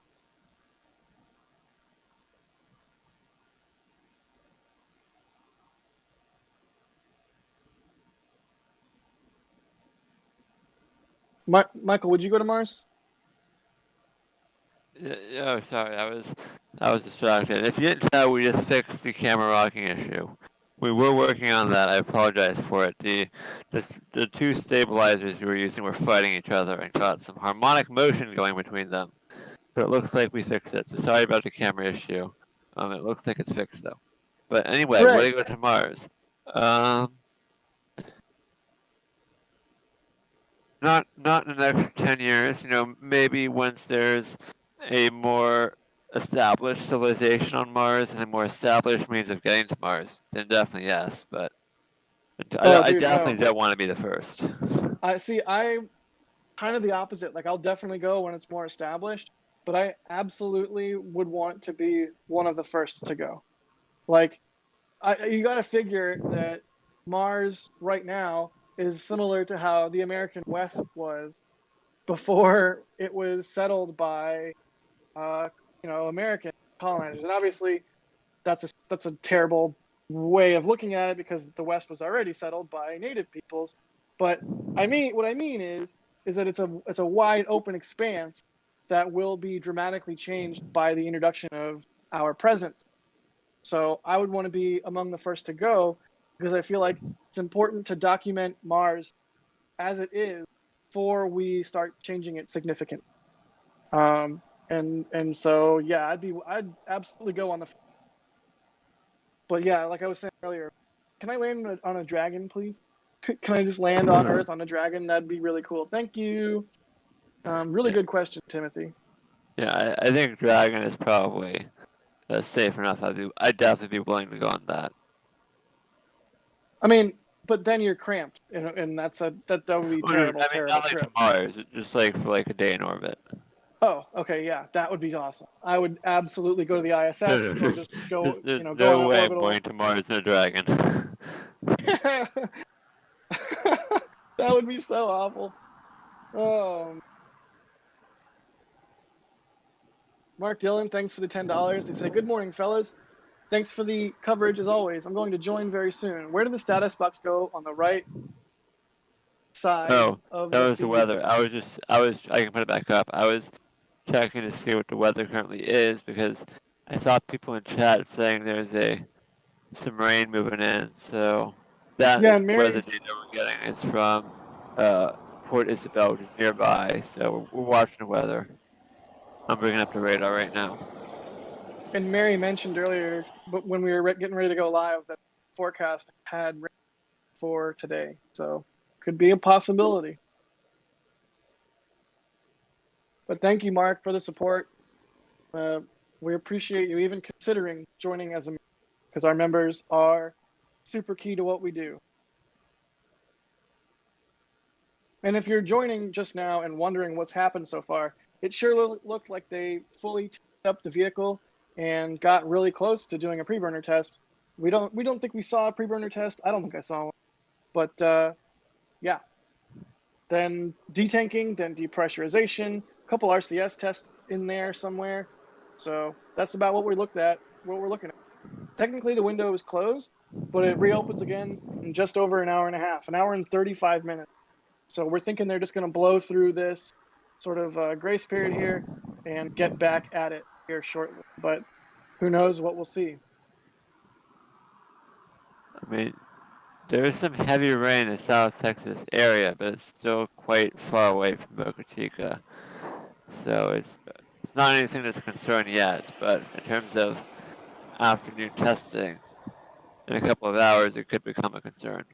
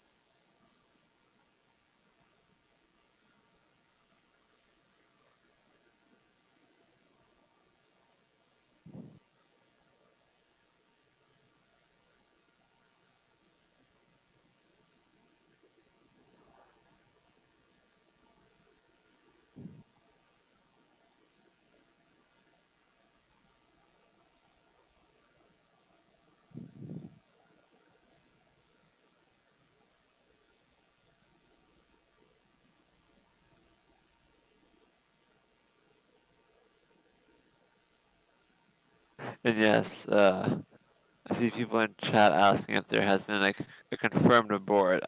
Of course, we're not going to get anything official, but the visual indications that we saw were pretty indicative of an abort. But again, they have a long testing window coming up, so it may be an abort from the first attempt, but certainly plenty of time coming up that's going to allow them to make another attempt if they are able to resolve whatever issue happened in a timely manner. But we'll have to wait and see.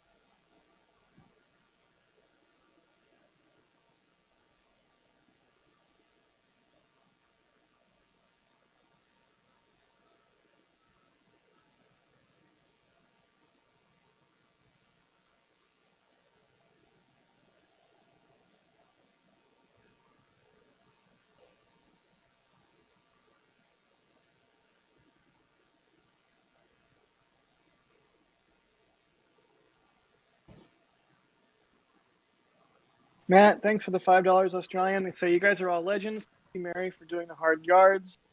You are documenting the Kitty Hawk of Starship history. You get it, Matt. You really do get it. That's why we all care so much about that. It is what we hope to be the beginning of a very, very exciting future. So thanks for your support and helping us document this. Jerwa with a $5 super chat. Morning, Jack. Microwave bacon fine. You are wrong, Jerwa. You are demonstrably wrong. Microwave bacon is bad and you should feel bad. I'm just kidding. If you like microwave bacon, more power to you. But really, give it a try making it in the oven. 400 degrees, cold oven, single sheet of bacon on a sheet of aluminum foil. About 20-25 minutes. That's good bacon. Oven bacon gang. Ray Yunkin, thank you for the $5. They say, thank you guys. Thank you, Mary. Rocket ship heart. Thank you, Ray Yukins. Rocket ship heart back at you. Maybe even a little bit of horse winnie whip crack. David Tomasai, thank you for the 1,500 currency units. They say, there you go, Jack and Michael, for live streaming all the time. And Mary, don't forget Mary. We follow you every time here in Hungary, our small blogger group. You help us a lot. Well, awesome. Thank you so much, David, for the support. And Blake Parsons. What's up, Blake? You're still here? You were crazy, man. Thank you so much for the $15 and all of the support. And Team Pristine, thank you for the new membership. Welcome to Red Team. Team.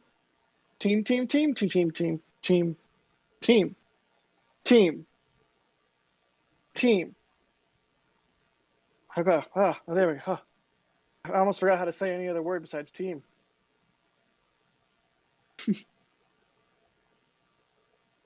I don't know what to say about the support tonight other than it's been incredible.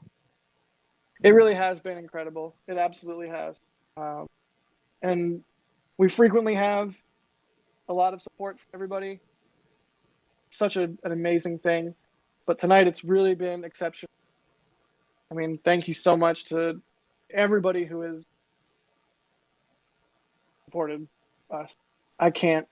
I like, yeah, choking up.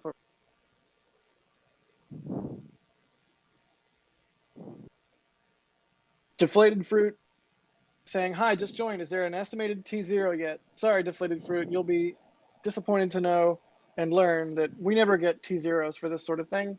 We just kind of have to wait and see what happens. That's why we call it Texas Tank Watching. Hey, did you know that we have a merch store up? If you are crazy and you want some merch, including Texas Tank Watcher merch, you can pop on over to our merch store on NASASpaceflight.com/shop store. What is it? Oh God, I don't. Either way, go to NASASpaceflight.com. There's a store. Buy stuff if you want to. We appreciate it.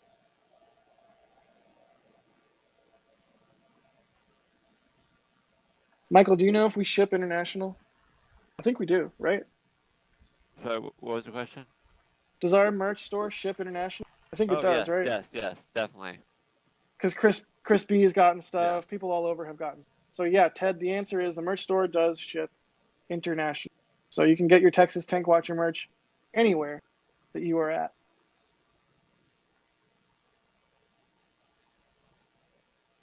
Adam Swinson says, as a night shift worker, I really appreciate these late, early streams. Adam, let me just say really quick, thank you for the $5, buddy. And as someone who has worked the night shift in various industries, it's a challenge. It's a challenge on your day-to-day life. It's on just how humans are built. They're not really meant to do that, right? Like it messes with you to operate in that way, or it can. But at the same time, a lot of the people that keep things running in the world are the people that are working those night shifts. And a lot of the reason that we have nice clean buildings or what have you, or just everything running on time throughout the night is because of the people that work through the night, whether it's air traffic control or whatever industry. So thank you so much for doing whatever it is that you do as a night shift worker. I appreciate it just personally. Thank you. Thanks for keeping the trains metaphorically running on, or whatever. You get it. Seriously though, thanks. And Russell Snodgrass, thanks for the membership. Wow, launch director. So again, the support tonight has been outstanding. I don't even know how many new members we've had, but thank you, Russell, for the launch director membership.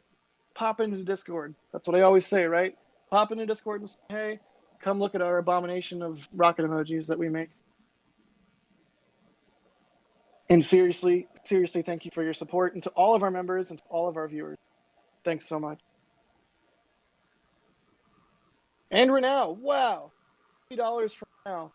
Again, another huge amount from Renal. Thank you so much, bud. Oh no, it disappeared. Where did it go? They say, well, I'm out for the day, work overnight, so it's time for bed for. Thank you again for everything you guys do, especially Mary. Especially Mary. Emphasis added on my part, but seriously, thank you, Renal, and thank you, Mary. I mean, Renal, I don't know what you do. I hope what you've contributed to our stream today is equivalent of a very short amount of time at work for you. I know that would take me a significant amount of time to working very hard for hours and hours and hours.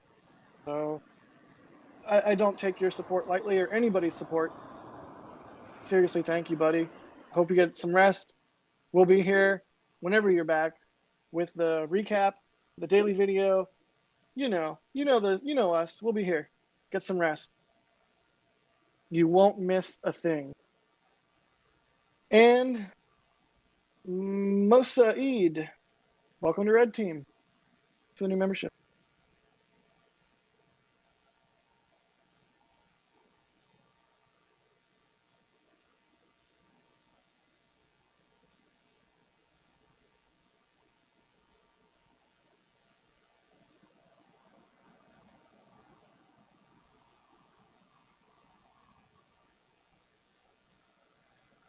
Batasanya, that's Siana. That's a familiar name. Welcome to Red Team. Thanks for the support, dude or dudette. I feel like dude is gender neutral, right? Maybe not. And Renau, welcome to Capcom. Renau, you were a mad person. Thank you. Renau, I mean, I feel like we were joking on a couple streams back that we should have merit badges. You should absolutely get a merit badge. Texas Tank Watcher merit badge, and it should just be like a money bag with a dollar sign on it. Like, seriously, thank you, Renau. Thank you. Bleep bloop. I don't know. Pick a phrase. At me and pick a phrase in chat, and I'll say it in thanks, as long as it's obviously nothing terrible. That's what you get, Renau. I don't know what else to give you other than continued coverage, our continued effort to bring you this coverage more and better. It's the best we can do. And also, I'll say bleep bloop or something at you.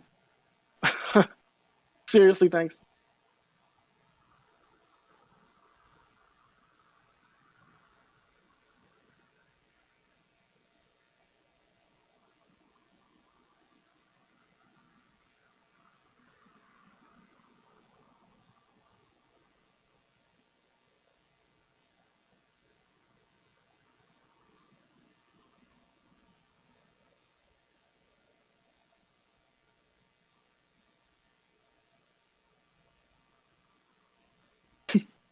William Barney says, nothing happened. Scrubbed for now. I mean, William, do you know what a scrub is? Scrub means no more. Go back to zero. Do nothing. Address some issue and retry again later.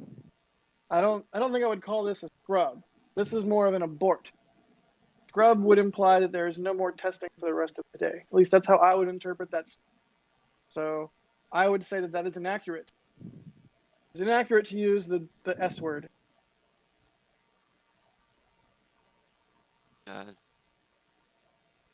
We see what happened. The road remains closed, so whatever the issue was, it apparently was not too serious. So we'll have to wait and see what the plan is going forward. But I don't know what the plan is for the live stream, though. That's the question. We have been up for basically all night right now, and it's impossible for us to know if it's going to be like a 30-minute delay until they do another test, or a 4-hour delay or more. So it's hard to say. Yeah, this was the gamble that we got ourselves into, right? By going live when we did, because we didn't want to miss anything. And it certainly, by all accounts, looked like and was progressing into a testing flow. But, yeah, it happened yet. So, I don't know what our plan is, but hopefully we start getting some B team here coming online. Multi-shift operation to be able to cover all this.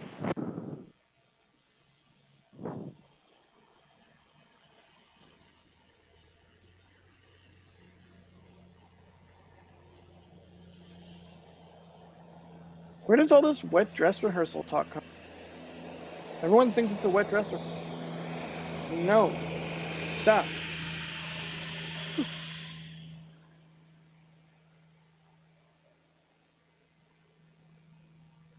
It's interesting that the methane tank still looks a little condensed, even though we saw them do that full depress.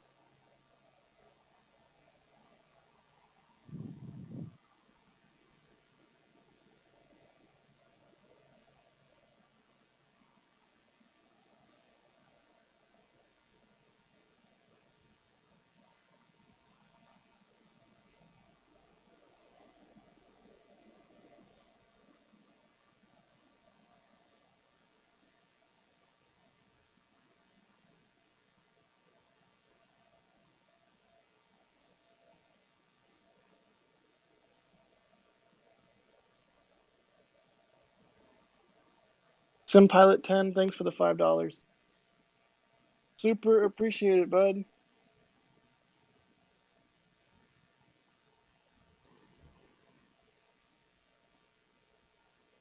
Don Ford asking, how is a preburner different than a static fire?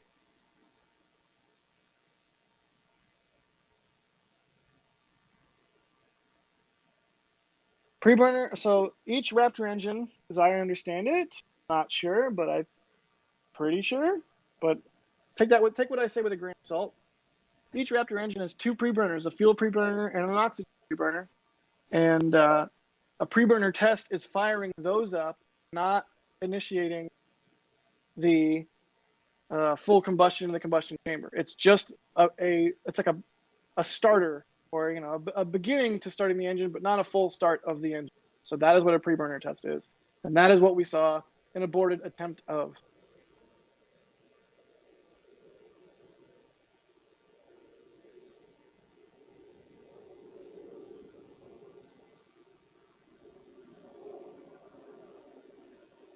Mikhail S. in chat says it's like starting just the starter motor of an engine. Sure. I don't really know much about internal combustion, but is that a plane? Sounds like a plane. For a second there, I was like, that is a crazy sounding vent.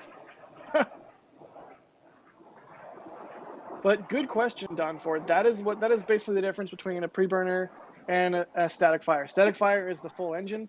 Preburner is just a component of the engine. Yeah. Did lights just go off? Huh. What just happened there? I wonder if that's like a time thing. Huh. Interesting.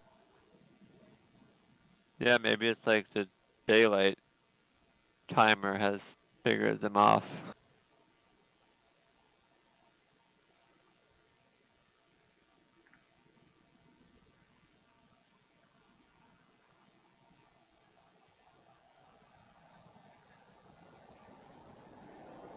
It looks really cool like this, honestly.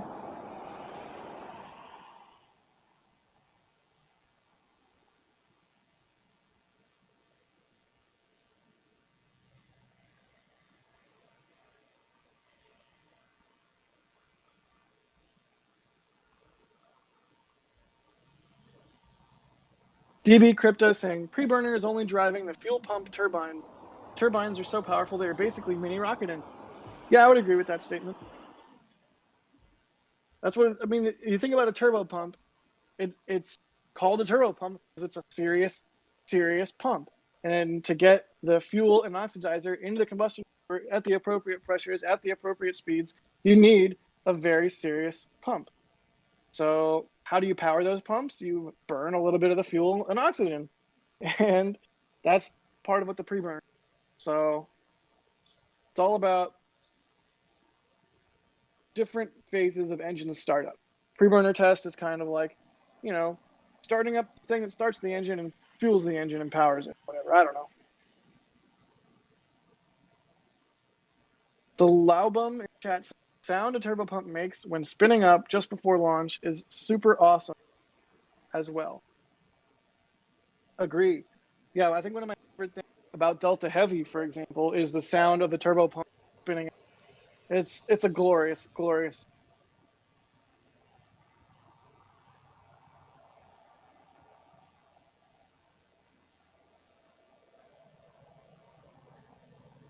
Sean saying turbo pump is called that because it's powered by a turbine. I thought it was because it pumped turbo.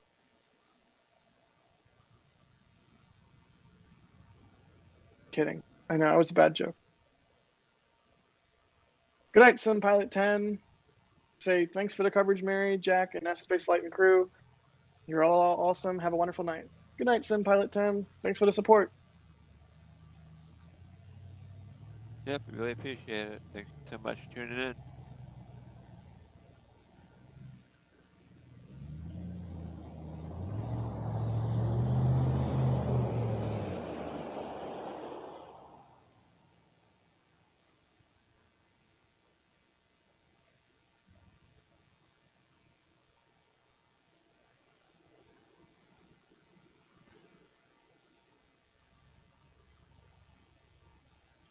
James Aiken asking, where's the SpaceX control room for managing these operations? I don't think we know that for sure, but I think they at least do some of that sort of stuff from Stargate, the building that is right next to the mid bay and the high bay there. But yeah, I'm curious to what extent SpaceX Hawthorne and the mission control there is involved in these tests, if anything, or places like McGregor involved in the tests, if any. I'm very curious. I mean, surely they've gotten data feed, they've got some kind of visual at all of the different SpaceX facilities, but in terms of where this is all controlled from, I think it's Stargate, but I'm not positive.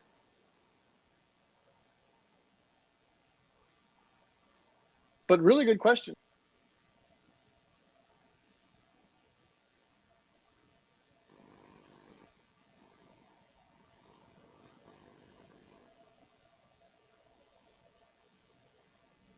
All right. I never really went and got more coffee, refreshed my bubble water, so I'm going to do that now. So I'm stepping away. Be right back.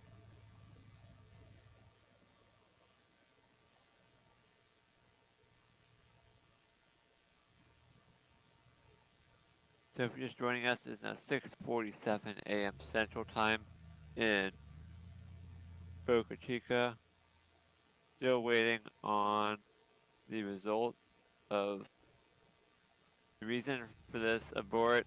Hopefully Elon will tweet something, although he doesn't always tweet, so we'll see what happens. But the testing window lasts until well, the testing window is already over, but there's a new testing window that starts at 8 a.m. and lasts until 4:30. So that's the current situation we're looking at right there. So lots of more testing coming ahead.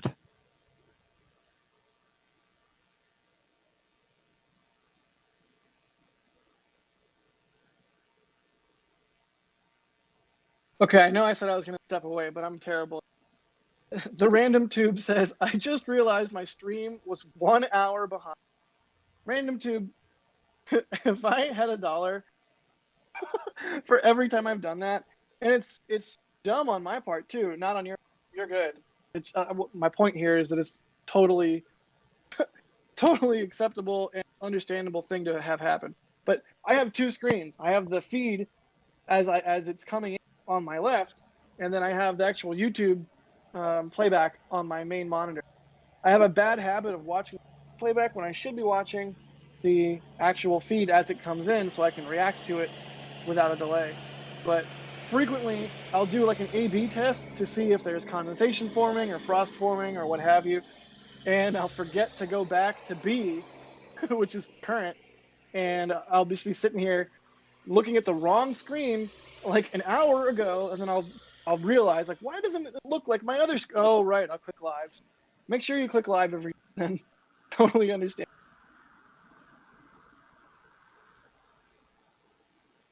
Definitely seems like they fueled up for a preburner test, like Chris Bergen there is saying in chat. They fueled up for a preburner test, but aborted that preburner test. So now we shall see what they get into next, whether they will reattempt that preburner test and then a static fire, or whether they'll go straight to static fire, or, who knows. But yeah, definitely was an attempt at a preburner firing, not just a wet dress rehearsal, actually a full-on preburner firing is what we just saw. Aborted for a reason we don't know. Could be any number of reasons. And again, as we were saying earlier, Elon has said on Twitter that the preburner startup for Raptor complex and has to be very precise. So if it's 3 different engines and it's the first time they've done that and it has to be very precise, there's any number of reasons why they could abort, even right up to the last second, a preburner. So we saw an abort. Hopefully we see another attempt here. Look at it. It almost looks like there's a light coming from underneath SN8, but that just looks like some cold, some condensation coming off of the cold engines getting hit by one of those floodlights. I said I was going to walk away. Now I'm been talking for like 5. I'm going to walk away. Muting set.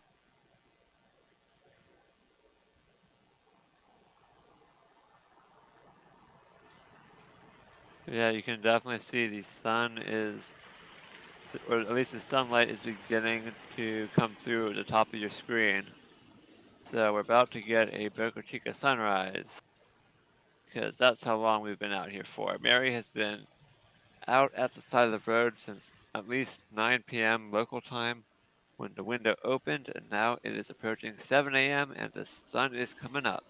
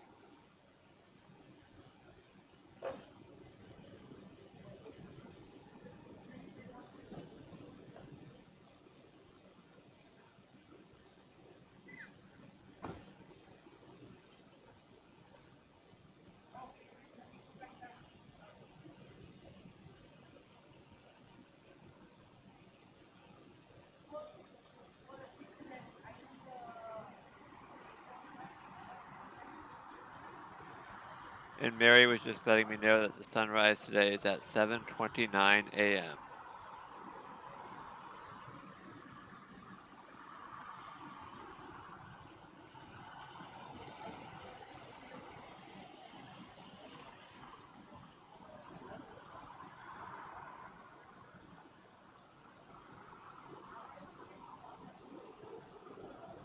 And Mary is now telling me that a vehicle is headed to the pad, so we should see those crews returning to the pad on your screen shortly.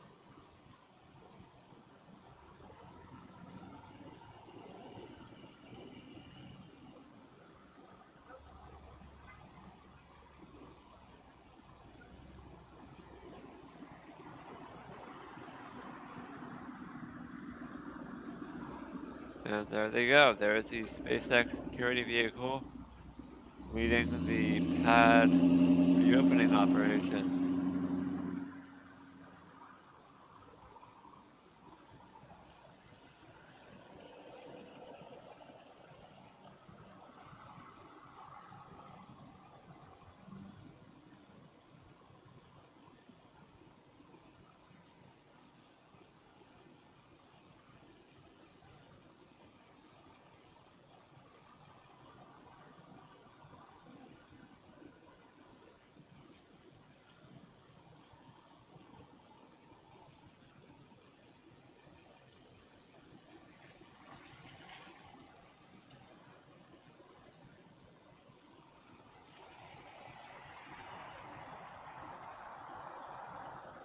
Okay, and with vehicles heading to the pad and Mary, myself, and Jack all getting next to no sleep tonight, I think we're going to start winding down the stream here. And once they recycle for the next testing attempt, whenever that will be, we will return live. So we're not going to miss any testing. We're just going to take a quick break for us all to get a quick nap in before they resume testing. So thank you all for joining us today. I am Michael Baylor from NASASpaceflight.com. I was joined by Jack Beyer and of course Mary, who is the one in the field. So everyone, please say a thank you to Mary for being out there since 9 p.m. at least, going on 10 hours or whatever it is. I cannot even do math, I'm so tired of 10 hours of work in the field with no sleep. So we really appreciate Mary's hard work. Thanks to Jack, as usual, for staying up as well. And again, when the next test happens, we will be live. We're just going to take a quick break and hopefully get a couple of hours of sleep here. I don't know if we have Jack back. Do you want to say some final words, Jack? Yeah, just I hope everybody has a good day or a good night. Have you? Hope you enjoyed the stream. Thank you so much to Renal and Cheney and everybody else that was contributing so much to our stream tonight. Thank you to all of our new members. Thank you everybody for supporting what we do. Oh man, look at that sunrise starting to happen there. That is absolutely beautiful. And we will definitely be back, like Michael was saying, we will be back once testing starts up again. But for sanity's sake, we're going to go down here for a minute, but we will be back. Okay. With that, we will roll Jack's amazing video that might be getting an update sometime soon. Wink, wink.